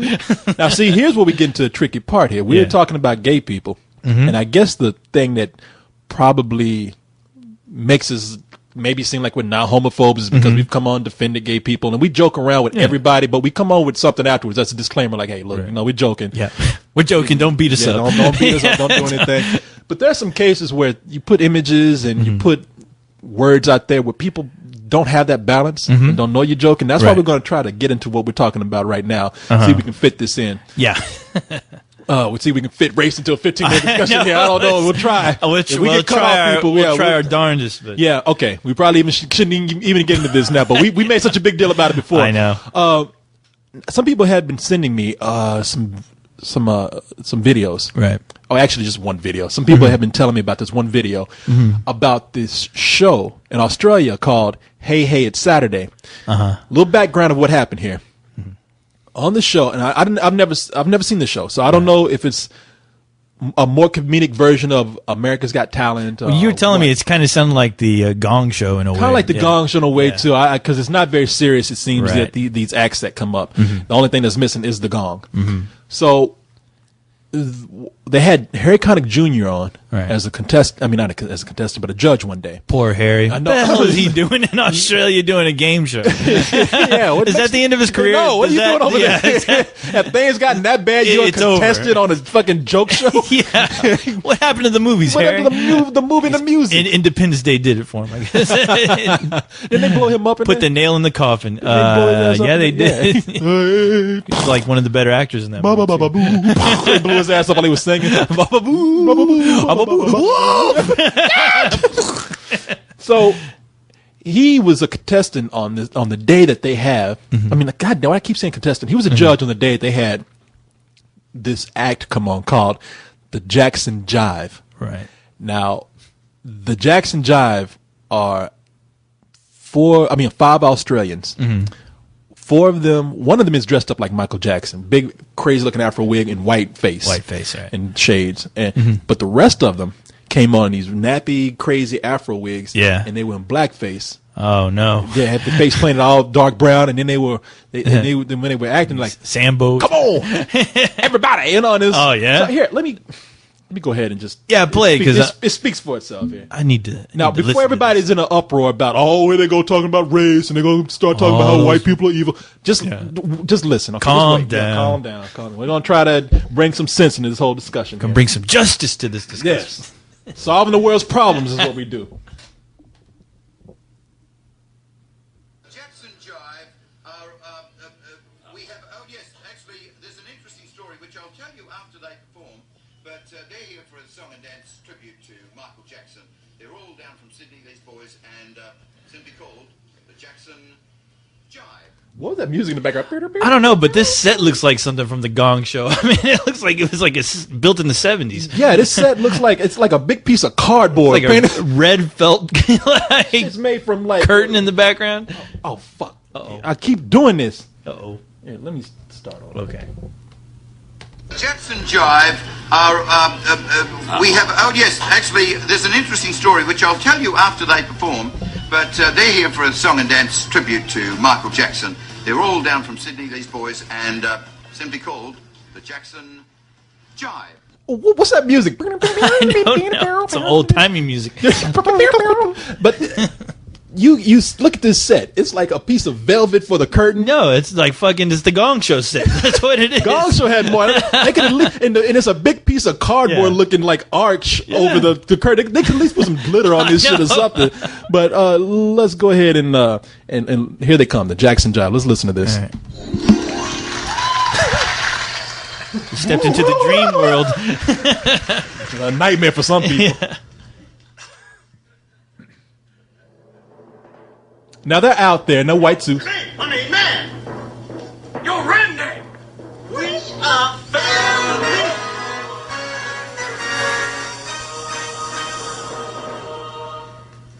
Can you feel it? It's like there's no joke here. No, that's.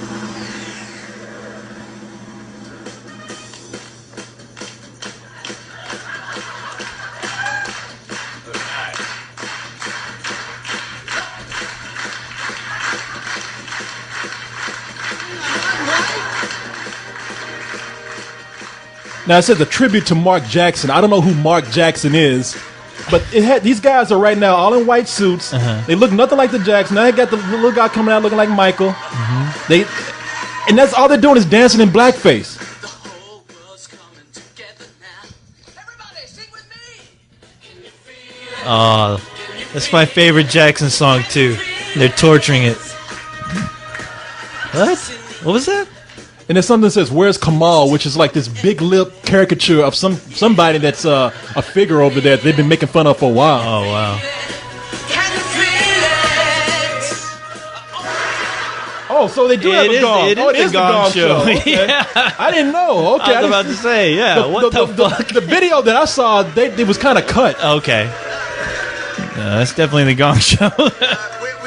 We'll get a score for you while you get your breath. Because, Okay, now they're going to cut to Michael Jackson. All right. I mean, I'm sorry, Harry Connick Jr. Okay. Jive. Thank you, Darryl. I love you all. Thank you. Harry, a little better than the last act, perhaps. Man, you know, if you take the Jackson 5 and subtract this 5. Well, is there any redeeming, would you give them just for turning up? Perhaps a 2 or 3 or 4? Man, if they turned up looking like that in the United States. You're right. You're right, actually. So we'll just keep it at a 0. Like, hey, there's no more show. Yes. Let's go to Jackie now. I thought you were very cute. Great choreography. Terrific. Look at this bitch. She talking about a bunch of motherfuckers in blackface, shucking and jiving across the screen. I thought you She's did very proper. Well, okay, so blah blah blah. They give them their. Does he say anything else after that? Well, yeah. Here's where the real controversial part comes in, where he comes in, he actually says how offended he was by this. Harry Connick Jr. Because I noticed, look, when you were judging, very kindly judging red faces, I noticed that when we had the Jackson Jive on, and it didn't occur to me till afterwards that I think we may have offended you with that act, and I deeply apologise on behalf of all this of us, because I know that your countrymen, that's an insult to have a blackface routine Right, like that on the right. show. So I do apologise to you. Thanks, Daryl. And I just wanted to say on behalf of, of my country, I know it was done in humorously, Yes, yeah. but, we've spent so much time trying to not make black people look like buffoons that when we see something like that, we take it really to heart. Yeah. And I know it was in good fun. And the last thing I want to do is take the show like to a real, kind of a down level, because I love, how much I love this show in this country, but I feel like I'm at home here. And if I knew that was going to be a part of the show, I definitely wouldn't have done it. Yeah. So All right, thank you for the opportunity. I got to give it up, because Daryl said, I told him at the break, he said, man, you need to speak as an American, not as a white American or a black American, but as an American, I need to say that. So thanks for giving me the opportunity. We hear you. Damn, that sucks. Just being put in a position like that. I know. Where you got to say something. You'd assume at least, because the host himself says, and we know in the States that you guys consider this, it's fucked up. You take this to heart, that it is very offensive. And all I'm thinking is, well, if you knew that and you have an American on there, like, why are you going to do it anyway? Why would you do that anyway? Yeah. And what is if I was Harry Connick Jr., I would have said, all right, can you tell me what's the point of all this? Like, is there something humorous about this that I didn't get? Because I'm trying to figure out where the humor comes in. So just kind of explain to me what I'm not getting right now. Yeah, and look, I want to be fair here. Mm-hmm. I don't know how much they realized that was going to be offensive. Mm-hmm. I'm not going to make any judgments without knowing. Right. Maybe they didn't know, and maybe they were doing that in fun, and maybe they thought that, hey, this is something that people have gotten over and everything's cool. But a couple of things. Mm-hmm. First of all, would they have done that if they had a black contestant on there? Because the whole audience is white. Yeah. The judges are white. A lot of contestants are white, and they're making fun of somebody on there. Somebody drew a picture of somebody who looks like a foreigner. Yeah. And they drew him with big lips and everything. So I'm wondering. And that was strange. Yeah, I'm kind of curious who drew that picture, because I was like, what was that I just saw? Yeah. I mean, where did that come from? Who drew that? What does that mean? In context of what they were doing right there, it comes out in the worst way. Yeah. So so let's just say don't understand. Mm-hmm. No hard feelings, really. Yeah. I mean, it's kind of like, okay, you don't know our culture. Right. It was something that you did by accident. And they apologized. I think the group is called Red Faces that did that. Uh-huh. And so they came out and said they were sorry after they were interviewed. The host of the show, I think, said that he was sorry. They apologized. The thing that I find disturbing about it, though, is that in an environment where there's hardly any other kind of person except white people, the thing that bothers me about that is subconsciously are people looking at black people in this way where they do see them as jiving, nappy-headed, dark-faced people. I think I can say I don't think anybody looks at black people like that. You know why I say that? Because I mean, think about that whole. The reason why I say this is because in other countries it happens. Right. Well, I think they're more used to the imagery, the fucked up imagery. I think. A lot of that imagery that we used to have, especially with cartoons and stuff like that, like old cartoons. I mean, all that stuff's on the internet. I think people are still very aware of that, because that's just a side of culture that we do tuck away. And I think there are a lot of people that kind of seek that out to see what it was, or what it was about, and the crazy caricatures they used to have of black people. Or I know friends who go looking for that stuff just because it's so rare. And it's really fucked up when you find it. And I mean. I think people kind of latch onto that idea as far as it's such a ridiculous moment of our, at least American history, where we used to have billboards and signs, black people like that, next to watermelon. I mean, I found it was like a metal advertisement for bubblegum, for watermelon bubblegum. And it had like a black kid with like these big black lips, wearing tattered jeans, like sneaking in over a fence to get watermelon. And it was an advertisement for watermelon bubblegum it was from an actual, I can't remember the company right now, but it's from a company that still exists, like Wrigley's or something. That's why I think this is because I think that and I'm not speaking for everybody, but I think there's a large portion of people, even within America, but especially outside of America, that sees black people, and I'm sure other people like Asians, but Asians do it too. That's why but I think it's really the most exaggerated, despicable stereotypes of Right. anybody has probably been black Right. people, because Right. they've been portrayed as animals, dumb, monkey. type Well, it animals. depends on what country you're in. Well, well, that's what I'm saying. Yeah. But there are variations of that, Right. and that's why I think it's important to address these kind of things, because I think in a situation like this, and in places like Japan, where they Yeah. have what was it called, ganguru, Yeah. where they you have young people who, in admiration yeah, of in black admiration people, do do blackface, and I mean Yeah. the big lips and the nappy hair. I mean, really these grotesque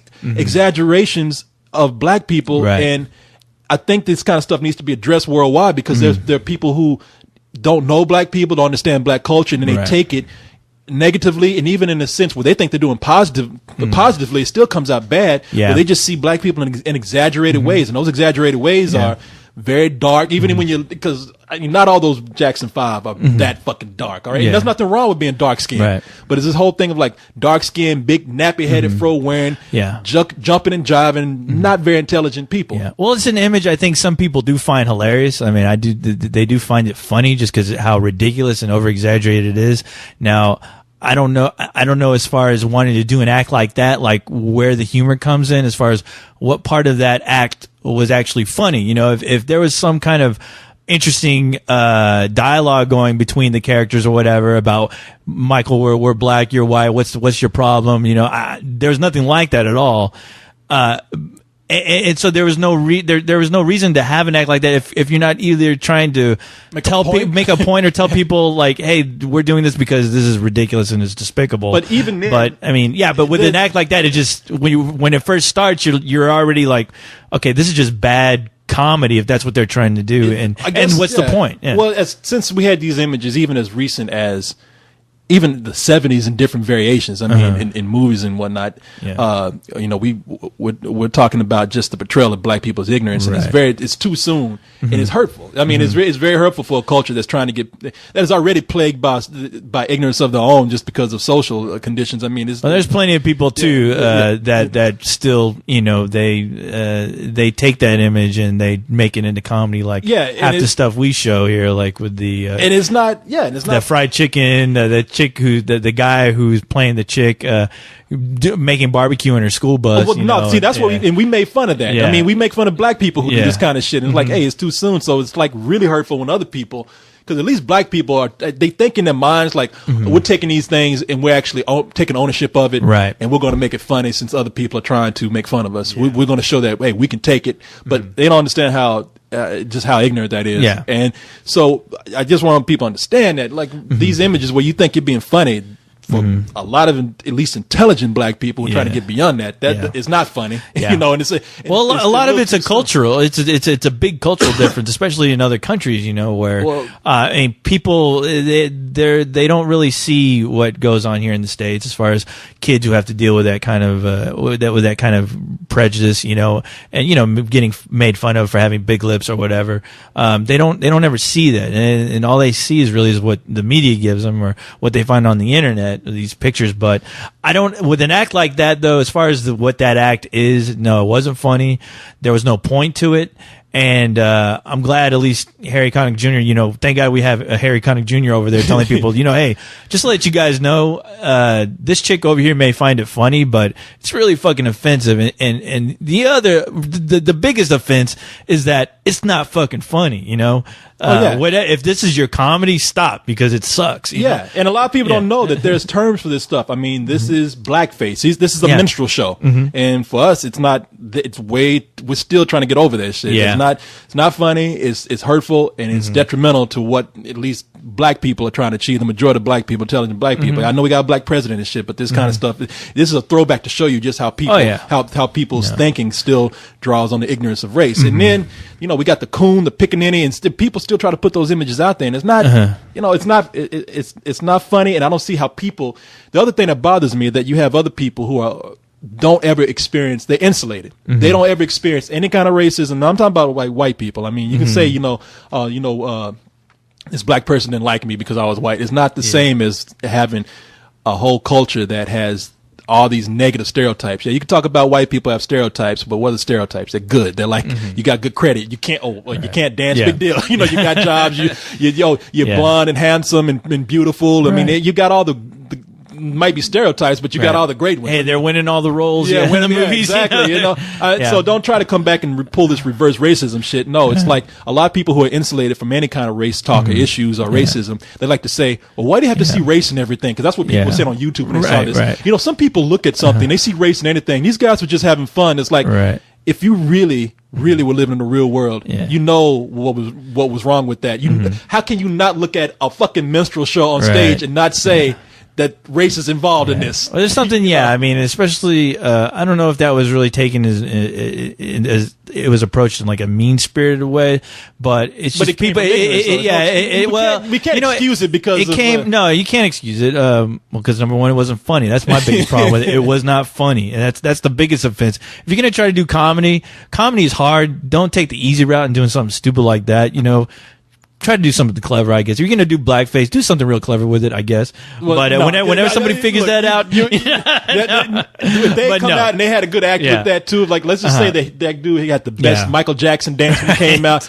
Those guys dancing behind him still would have been... no. I mean, that was just retarded. But, no, I mean, it's tough because... I don't know, you don't know where people are coming from when they do kind of shit like that. But at least they should know that, you're going to be looked at, I mean, as being offensive, as being racist for doing something like that. Yeah. And just, and you're going to be on TV with that, doing that shit. No fucking TV. You're going on TV and there's not one person in the group that thinks, you know what, maybe this isn't such a good idea.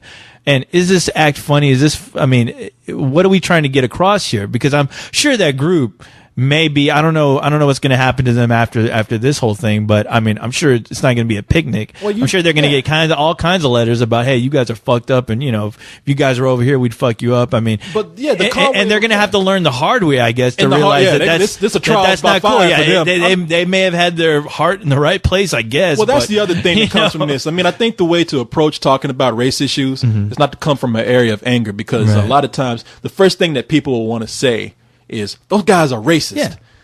Maybe they are, but I'm not going to judge them by this act. I'm going to say, okay, you guys were ignorant of this and you didn't know what you were doing, but I'm not going to sit up here and the first thing I'm going to say is, you're racist, because when people get called racist off the spot, that already puts them on the defense. Oh, yeah. And then they want to charge back at you. Yeah. And nothing gets solved with two people butting heads with each other. Yeah. If two people can calmly sit down and say, hey, look, I don't think you're racist. I think maybe you just didn't know. And let me explain why this is offensive. And I'm not want to ruin anybody's fun, but I mean, come on. Yeah. This may be fun to you, but to a whole group of people over here, it's not fun. And and for anybody who thinks that this is just centered on me talking about black issues, I felt the same way about Borat. I mean, not Borat. Well, what's that?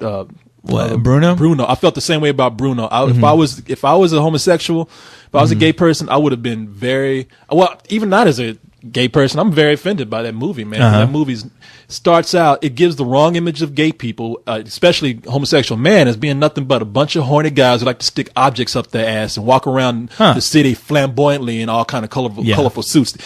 I know gay people who are trying to say, look, that exists. Just like, we got black stereotypes of what people talk about, but gay people say, we got flaming gay men who do like to stick things up their ass, whatever. But here it's like, as a gay person who's just trying to come across as an everyday person, non-threatening to people who have those images in their mind, that was detrimental to what we're trying to achieve. Yeah. Well, I don't know. I hate to disagree with you with the Bruno, because I thought that was such on a ridiculous level that, the image is showing, no, it's not great, but I mean, I think the point of that character was to show other people's ignorance, and just to show how much ignorance there is still out there. Like I think he's letting people know it's still very much alive, and and he's pulling like I thought he did the same thing that he did with Borat, which is showing people's ignorance and the way how they see their world, and it's just, they're unaware how ignorant they are or can be, and when you bring up gay issues, you see people very passionate, very hateful towards it. And I thought he's just putting that out there. Can I tell you the difference, though? Okay. The difference between Borat and Bruno, Bruno was a foreigner that came over and But he's still stereotyping foreigners. Well, he came over in a way that people actually wanted to help. He didn't play on people's fears. I mean, there was some. He actually opened up people's ignorance by actually making them comfortable around him. They want to help Borat, and then they start talking about to Borat. They start talking about things like race issues and other issues that other people try to hide. But he was able to capture that with people because Borat was non-threatening. Now Bruno, he wants to talk. He's Sacha Baron Cohen, who plays both those characters. Right. He says he wants to go out and bring out people's ignorance about gay people. Yeah. Okay. Number one, the wrong approach is to go out and be the biggest flamboyant stereotype that people see about gay people in the first place. That's harmful. That's what people are thinking about gay people in the first place. And I think a majority of that film, though, a lot of the ridiculousness that happened, it wasn't around other people. It usually, like the whole scene where he's with his boyfriend, that happened in the hotel room. But when he's out in the public, I don't think he was really stressing that. Well, look, unless there's some part of the movie I forgot. If you want to go out and change people's minds, you don't go around a bunch of rednecks who already think that gay men are flamboyant, but in their terms, faggoty type people who want to have sex with them, which is exactly what Sacha Baron Cohen did. He went to the woods with a bunch of rednecks who thought that about gay people. And what does he do? He goes out there, mentions all this flamboyantly gay stuff, acts girly, and then tries to crawl into a guy's tent naked. These are, he just reinforced every stereotype that these guys had, and it didn't change anything. They came back and probably said, "You see, I told you that's what they do." But you know what? I think that's still funny, but at the same time, I'm like, what kind of a redneck do you have to be? I mean, you're going to think that anyway. You're not going to change rednecks. You don't know. You're not helping, though. Yeah, but you're not going to change his opinion. If he already has that opinion about you, there's the one incident with Bruno is not going to stop that, or it's not going to have him reinforce what he's already thought. I disagree with that. I think that if I just thought it was done so cartoonishly. You should just know, okay, this is just ridiculous. Well, some people don't know that. And what the hell were these guys hanging out with him to begin with? Like, if you really think about that movie, like, I can almost say maybe that was set up, because why would these rednecks have any excuse to hang out with this guy? Like how did that whole thing get started? And there's no telling what they did on the set. It's the same way that they brought in, like, you ask yourself when Sacha Baron Cohen was playing, Ali G, you're thinking, like, why would these people sit in with Ali G in the first place if they know that this is going to be ridiculous? What they did was they had a guy sit down with some of these people that they're interviewing, and right when the camera started rolling, Ali G comes in and sits down, and these people are taken totally off guard. Well, I assume it's the same thing like when you do interviews. Like, usually in an interview situation, unless I'm wrong, a lot of times they don't care who's interviewing as long as somebody's interviewing the person there that's waiting. And, like, I know there's a couple of times where somebody's called you and said, "Hey, Corey, there's this guy over here. He's ready to get interviewed. Why don't you go talk to him?" Well, they had to bring these people into a studio. They had to bring them into the studio a few times. They had to bring them into the studio. But I'm thinking it's the same way, where it's like, okay, here's somebody with some credentials. They want to interview you. Do you want to accept the interview or not? And usually, most of the time, they go, yeah, because they have to agree to it before they do. People halfway. You got to at least give people a chance to try to change. And I could see, because you always see people like who say, like, you know what, I hung out with this kind of person. They're totally different than what I thought they were before. I think my mind has kind of changed about how I perceive these kind of people. I mean, you hear racists all the time say, you know what, I never had a chance to spend any time with anybody other different than me, and they were totally different from what I thought. So you don't go out and try to change people, especially when it's too easy. I mean, he was going to, like, a lot of places in the South where people were already homophobic, and he's going there. Well, I don't think he went there to change anything. It's not helping. I mean, his whole thing was like, I'm here to, like, bring out the homophobia in people. And it's like, well, of course you're going to bring out the homophobia in people when you're acting not only like what they expect, but when you're acting obnoxious too. Let's take out the whole fact that you even are playing a gay person. Anybody has a right to be upset with you the way you're acting. Yeah. The movie didn't help at all. I mean, I really got to take a stand on that film. I mean, I'm not expecting you to, I'm not trying to change your mind either. Yeah, I'm just saying for myself. No, I mean, that's the thing. Like, you have your opinion, I have my opinion. Yeah, the movie is I think is just very hurtful, and a lot of gay people upset about that. And I agree with them. Totally.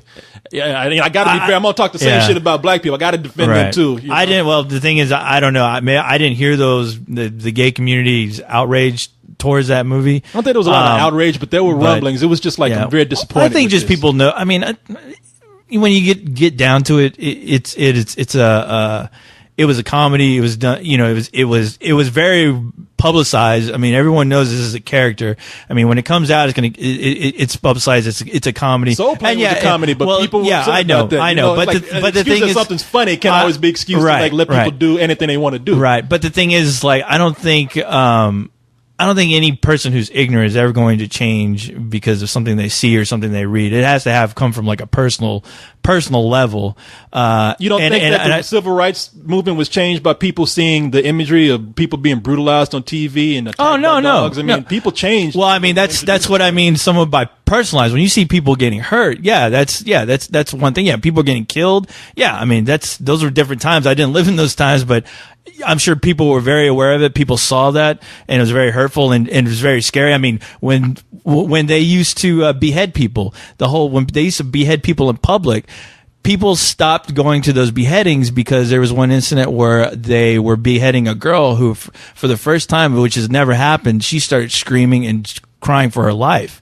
And that affected people, where people used to people who would get beheaded would just go and they'd get beheaded. They'd be very quiet about it. But it took one incident to stop that whole thing where people are screaming, crying, and they're like, okay, this is ugly now. And see, that's the thing. And it wakes them up. And we see extremes of things. That's great. But I don't think Bruno was an extreme. I don't think it's in the same playing field as Well, no, it's because it's not extreme enough to where we're seeing people who are terrorized and brutalized. It's subtlety brought in under the guise of comedy, which sneaks it in. And sometimes that's more dangerous because a lot of people don't notice. I mean, when it's brought in and it's not splashed across the screen in the most dramatic way, it's a subtle racism and homophobia and sexism that you have to look for sometimes, because that's how people in corporations get away with shit. That's how people in politics get away with shit. Right.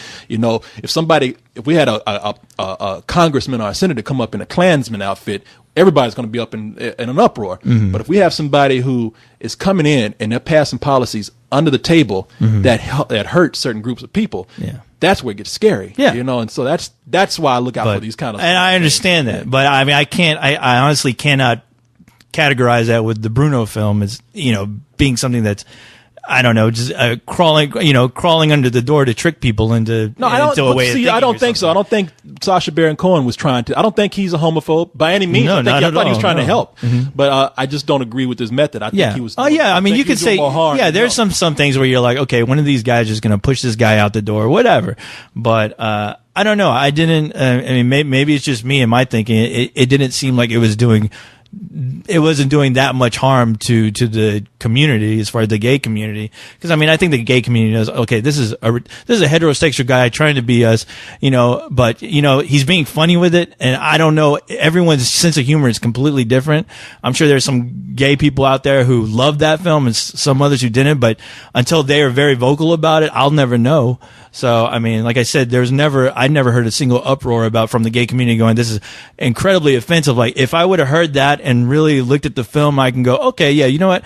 I do see what you're saying, but I mean, watching it, it didn't change my mind. I know a few gay people, and it didn't change my mind of who I know who they are and what they're about and what their cause is about. You know what? Because you were open-minded before. That's why. But like I said, for some people, I mean, there's times when I was around a lot of closed-minded people, and yeah, some things it made me kind of question, like, I don't know if I want them hanging around me. I think that would make me uncomfortable. It took years of just getting to know people, getting to know that this gay person, yeah, he may be gay, you may call him evil or whatever, but you know what? You're completely straight, but you know what? I'd rather hang out with this dude than you because you're really fucked up and I don't like your views on Hey, wait a minute. What did I do? And I don't like it. And the other thing is you're black. That's the highest offense. I did nothing. No, but I mean, I think, it affects people differently. I mean, I'm not going to just try to sit here and try to figure out what everyone is fucking thinking, because I mean, I know some black people that are racist towards their own people, as far as just they have like a self-hatred, just like self-hating Jews, they're self-hating blacks, they're self-hating Mexicans, self-hating fucking Koreans, Chinese. Oh yeah, there are a lot of people out there who are really fucked up in the head with their own set of problems. I won't even get into that right now. That's a whole new. And that's the thing. I mean, you have an answer for it. A lot of these people, I don't have a real answer for it because I just don't know what everyone's really thinking all the time. All I know is, as long as I know that, at least I know where people are coming from with things. Yeah, it's a crazy issue to get involved with because number one, it hurts my brain because trying to wrap my head around and try to think of a single answer, something I can say to go, okay, people, quit being stupid, quit being ignorant, stop dressing up in fucking blackface because you know what, you're irritating these black people over here, and then they start bitching about it, and then they start to irritate me because I got to hear about it, and I got to hear you guys go to war. And look, I just want everyone to shut the fuck up, leave me alone, keep your issues to yourself, and let me fucking read my comic books and watch my movies and just, you know, let me go fuck some girls and leave me alone, please. I'm tired of hearing everyone's shit. Get over it already. Get over your fucking ignorance. Get over your issues.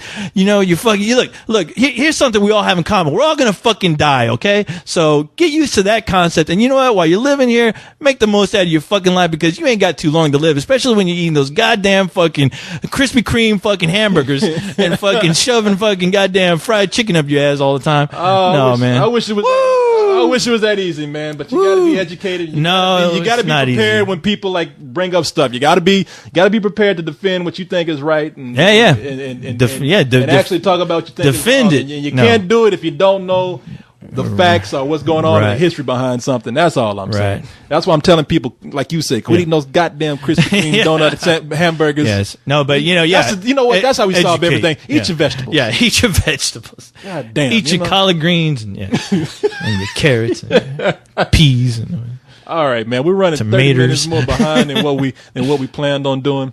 We'll talk about this other issue later. I thought I thought we already talked about it. No, I don't want to talk about it again. No. We've talked enough about it. We're gonna move on from because we want to talk about that woman that you brought up. We won't even mention her name. We'll talk about it. I mean, do we have time to talk about it? I know you got a movie. What time? I was concerned about you. Oh, no, don't be concerned about me. I'm concerned about you. You got a movie to go to, and then you got to catch a plane and all kinds of crazy shit. Because I know your ass is gonna forget, and then the phone's gonna really fucking go crazy. But are we cool? I can record all night. You let me know. I'd say I was concerned about you. Let's see. Why are you concerned about me? I'm a goddamn robot. I tell you what, we'll do a part 2 because I don't want to weigh people down with the race stuff. Oh no, too late, Corey. I know. I tell you what. Look, here about this because I know some black people out there, even some white people out there talking about.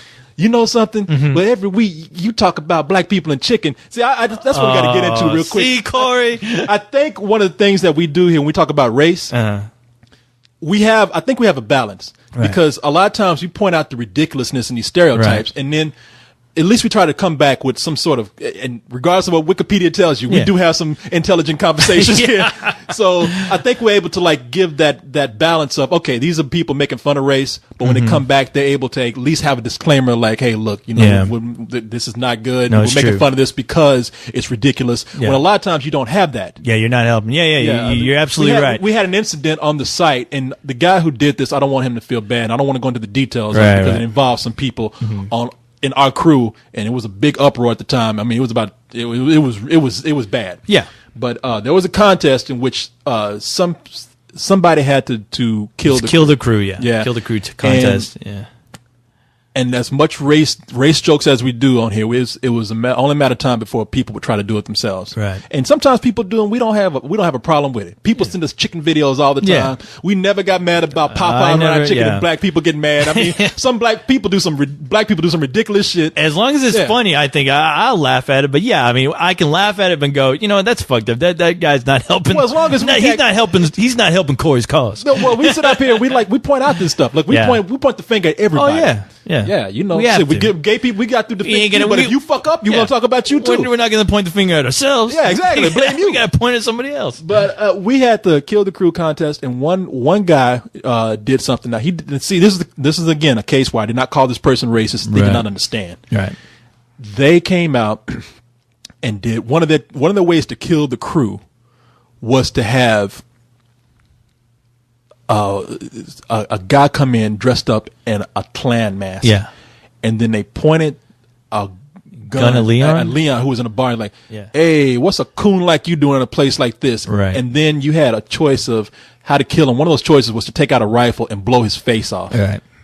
And I looked at that and I was appalled by that. I was like, there's no joke here. Right.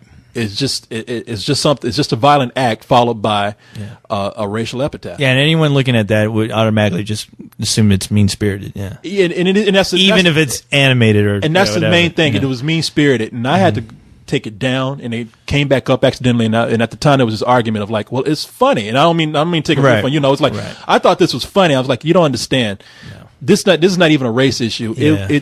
It's just mean spirited with It's no bad point. taste. Yeah. If had they pointed a gun at a woman and said, "What's a bitch like you doing in a place like this?" and shoot her face off, I would have been appalled by that. Or pointing at a pregnant woman pointing and at a shoot pregnant her fucking belly open. Yeah. If it had been pointed at like that's fucked up. yeah, it would have been. I mean, what we were doing here is one, we were promoting humor that was violent and not funny, and number two, we were setting up a precedence for people to. We were being an example, a bad example. Yeah. Like I said, one of the things that we do here with race humor is that we point out things that actually happened. Right. We riff on stereotypes, and then we try to come back and point out the ridiculous of it, and maybe hopefully explain why it's ridiculous. Well, we and wrong. try to. Yeah, we try to. I think it's too just very. I mean, you're average normal black guy, and I'm a robot. You know, we try to at least make sense of it as much as I. Ramble. I'm hoping I'm making some kind of sense as far as at least where I'm coming from. I know you do definitely, because I know, Corey, you are very passionate about it. I'm not going to try to lie about that. And it's a good thing that you are, because it affects you in a way.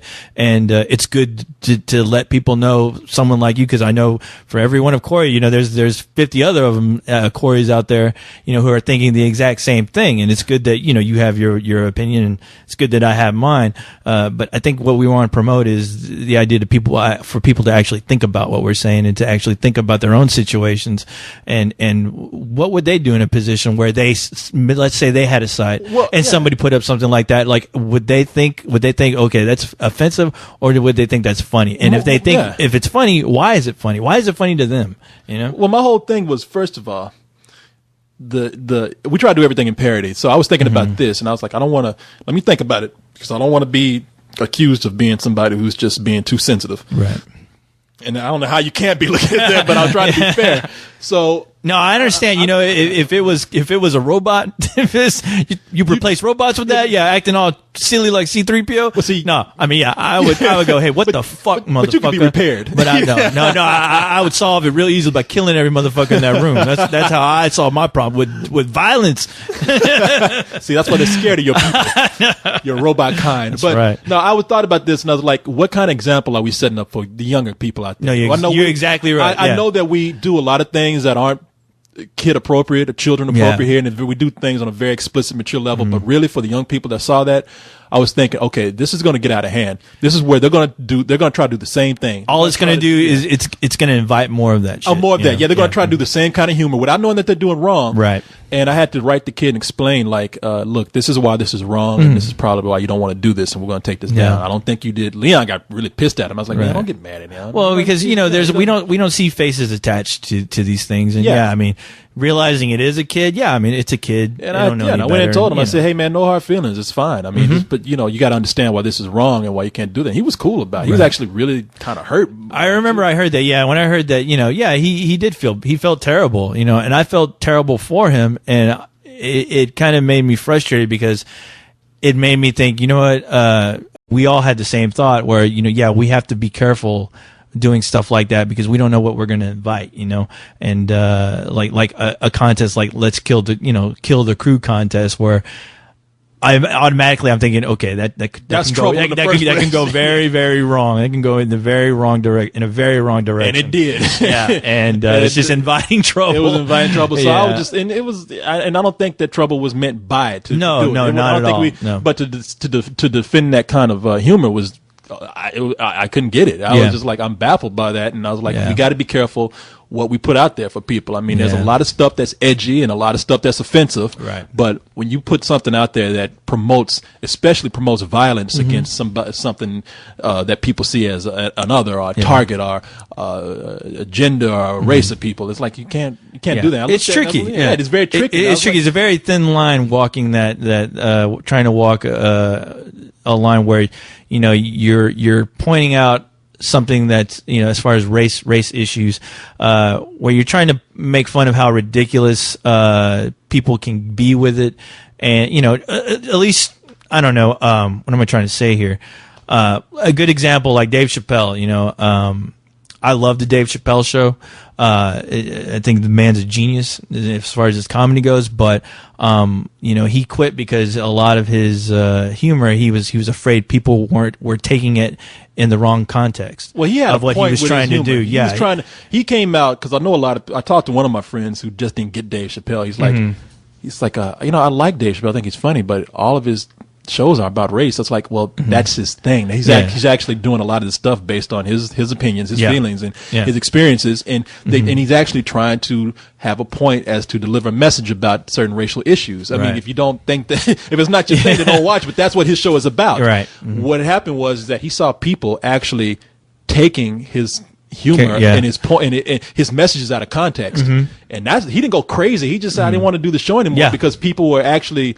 I saw people calling each other nigger without understanding why I was saying it. Yeah, people who were like making fun of race issues without understanding the message of why I did it. Well, they did it with no point. And just like him doing like the sketch that made him really think, okay, I'm not too sure if, this is getting across to people why I wanted to, is when he put himself in blackface. It was a sketch where it was Dave Chappelle in an airplane trying to figure out if he wanted the fish or chicken, and this like Sambo like character with he was wearing like the red it looked like a theater suit. Oh yeah with the white lips and the black paint, and he's like, oh, you want that chicken, don't you? Oh, you know what you want that fried chicken. His lips smacking good, and he was shooting this scene for the skit, and he noticed that there was a white guy in the corner like laughing really hard, and when he saw that guy laughing, he was wondering, is he laughing because of what I'm trying to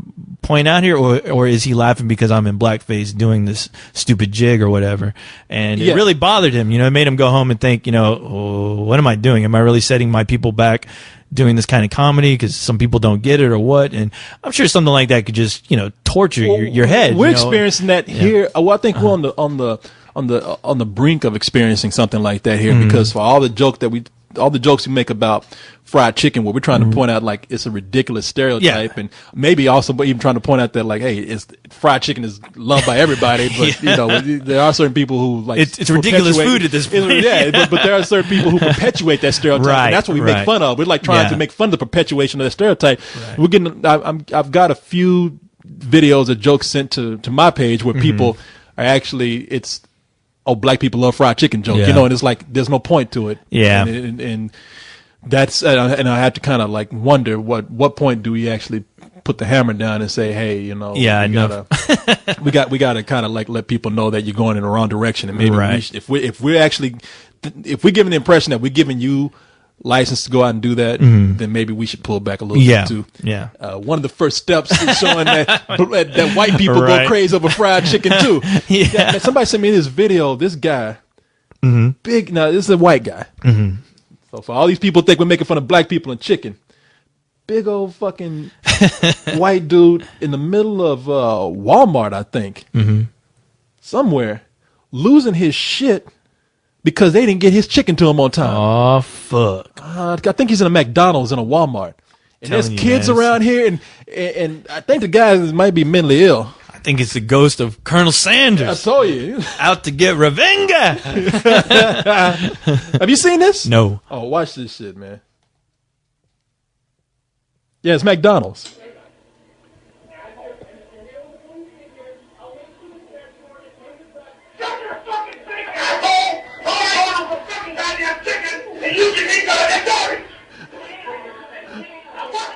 This dude is big too. What did he just say? It's kind of loud, but it's coming in distorted.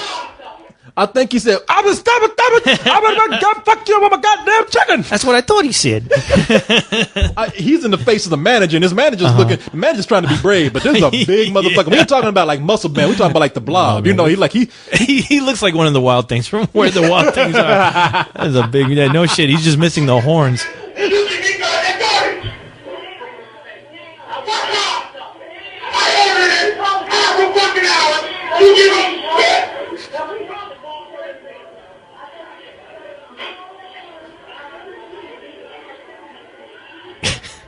He's walking off. Oh man. He's walking off hungry. He said you treat a fucking crippled like this. The motherfuckers. Oh. The motherfucker's walking out. I mean, granted, he's waddling, but he's walking out, and he turns around and says, "You try to fucking cripple like this, motherfucker! You walked out." Would you treat an Auschwitz victim like this? Fucking chicken Nazis! Damn. What the fuck do you want, bitch? Oh my god, dude! I think that's that black preacher. I think he put on a white suit. Like, the guy who thinks he's God. He put on some white face. Yeah, reverse racism. Exactly. Put on a fat suit and got into some white face. I know. Bitch, I'm God. Where's my chicken? He tried to prove a point that all white people are created equal.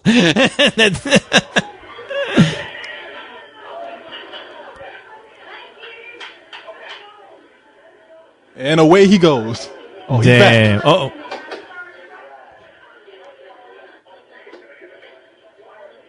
Now, I'm God, bitch. Oh. That dude ain't fussing around. He's halfway out the Walmart. He's almost out in the parking lot. He comes back around. What? What you say? I was out in the parking lot and I heard you talking some shit.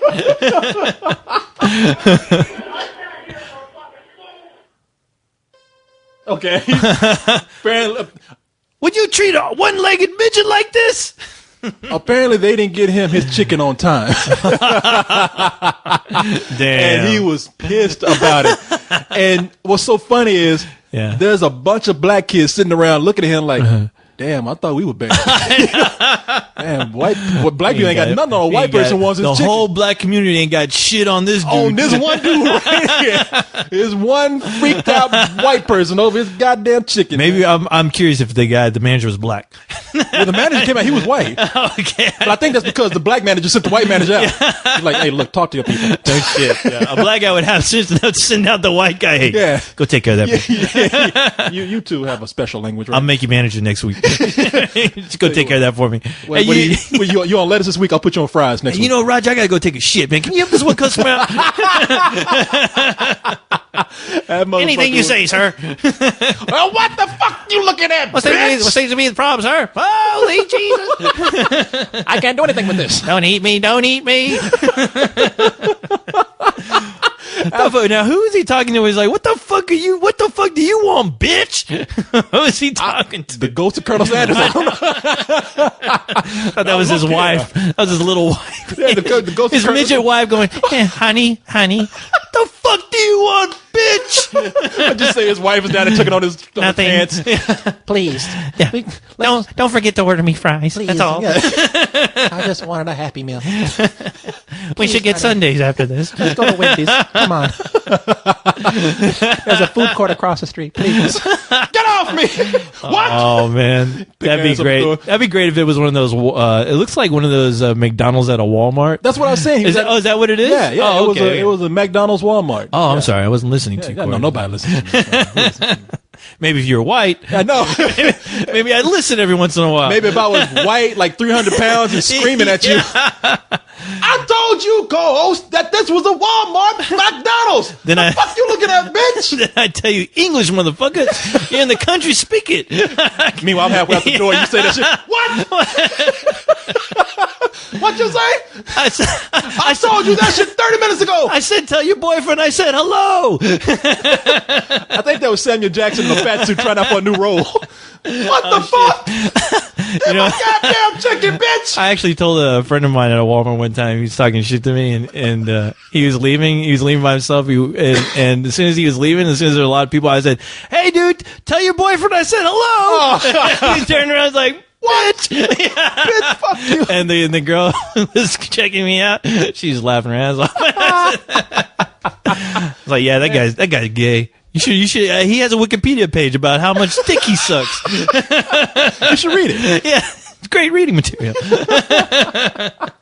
No, Boy, if that That ain't was proof nuts. that we're all equal right I there. know we are. At Everybody that moment. goes crazy over chicken. At that moment, yes. Colonel Sanders couldn't be more proud. He's No looking up in shit. heaven right now. He's Yeah, like, I'm telling you, there's crack in those guys in that goddamn 11 herbs and spices.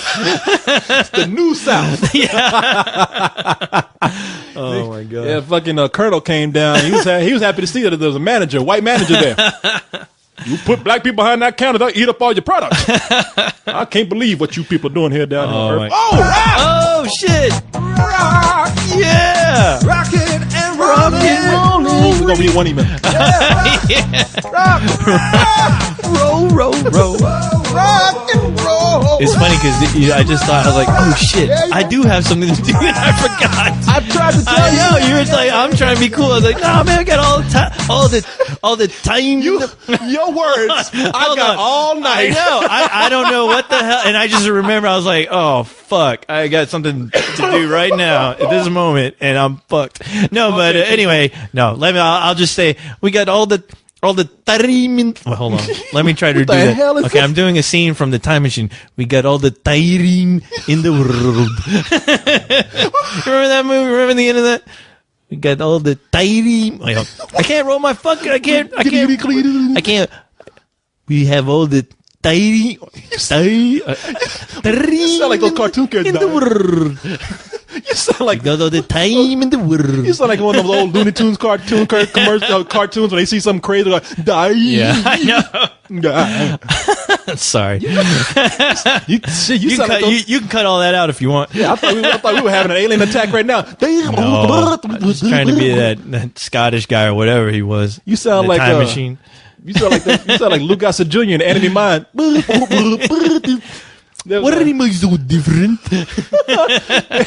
That movie dealt with race issues with aliens. The alien kind, yeah. Yeah, but there's a movie with Luke Gossett Jr. out there called Enemy Mine with him and Dennis Quaid. Dennis Quaid, yeah. And Luke Gossett Jr. created a language where he talked. Luke Gossett Jr. It's like he's gargling his mouth. Yeah, he sounded like Merman though. Spit out this mouth It's water. like all he did is rip off Merman. Stick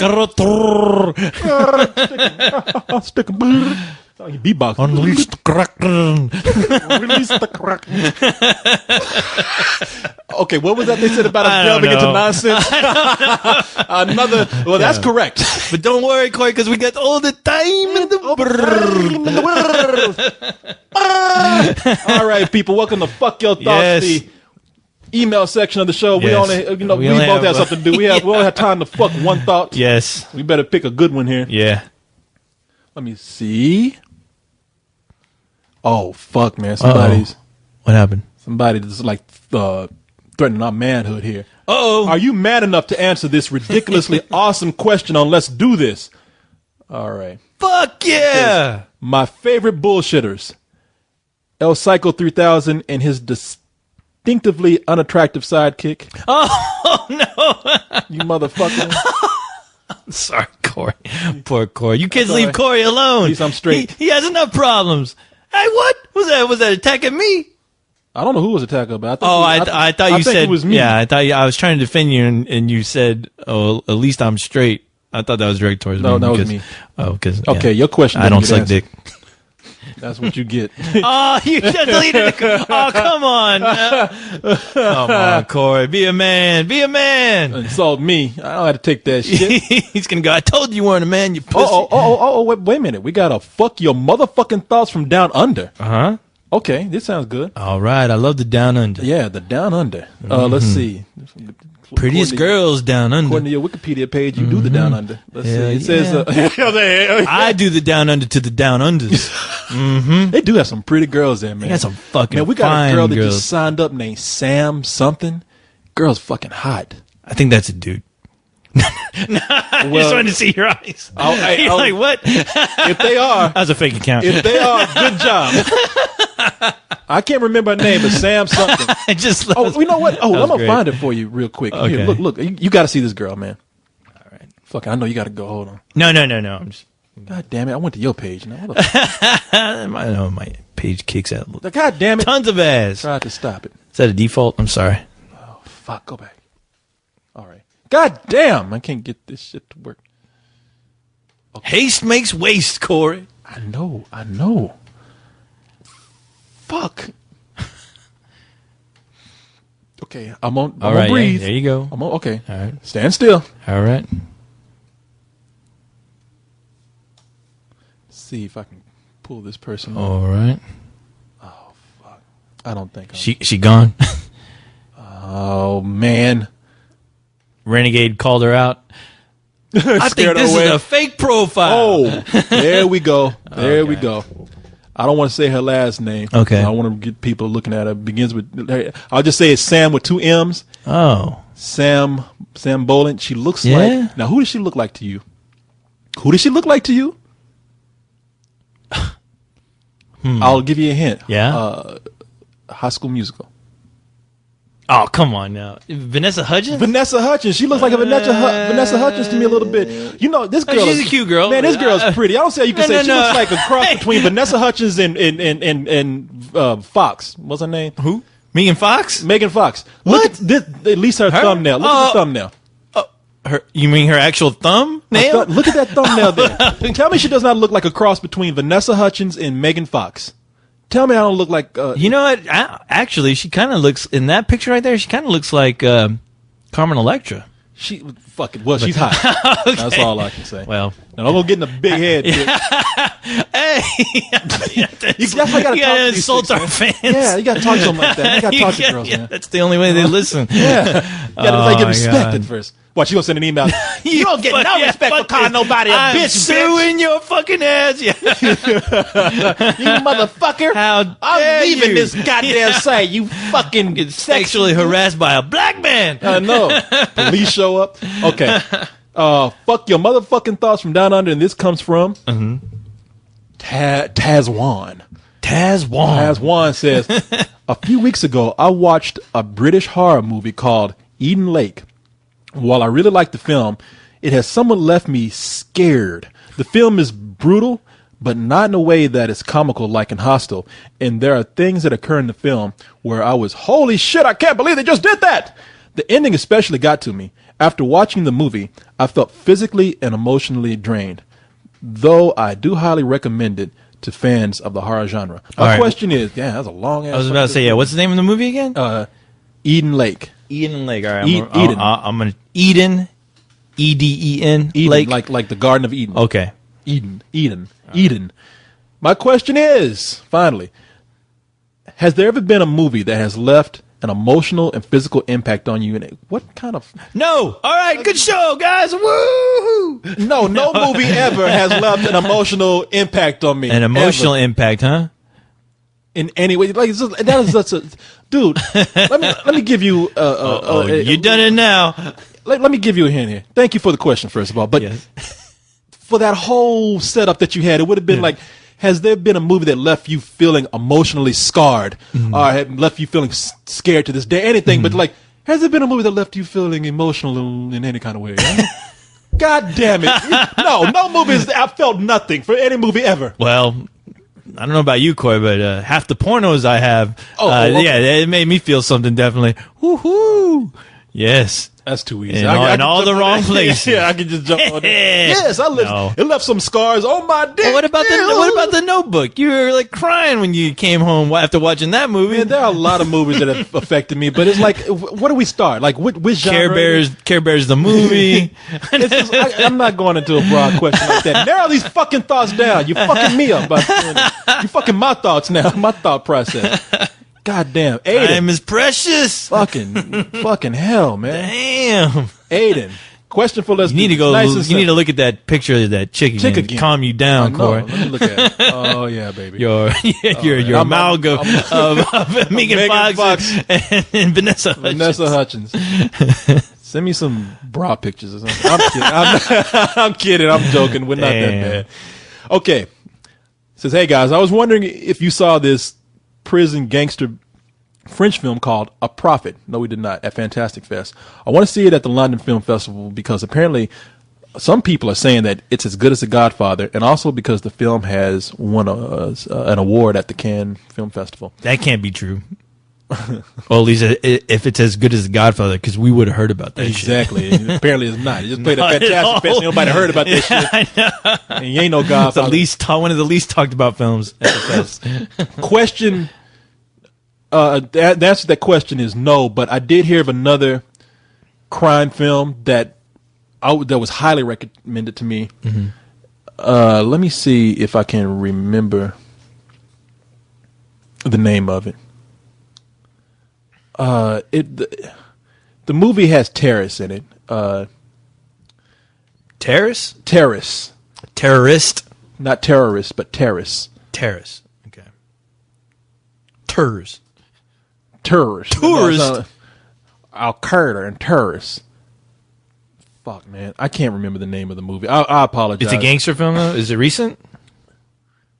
Somewhat recent? It is recent. Yeah. Okay. It was described to me as a cross between The Office and a serious Guy Ritchie film. Oh, really? Gangsters. Yeah. Okay. I wish I could remember the name.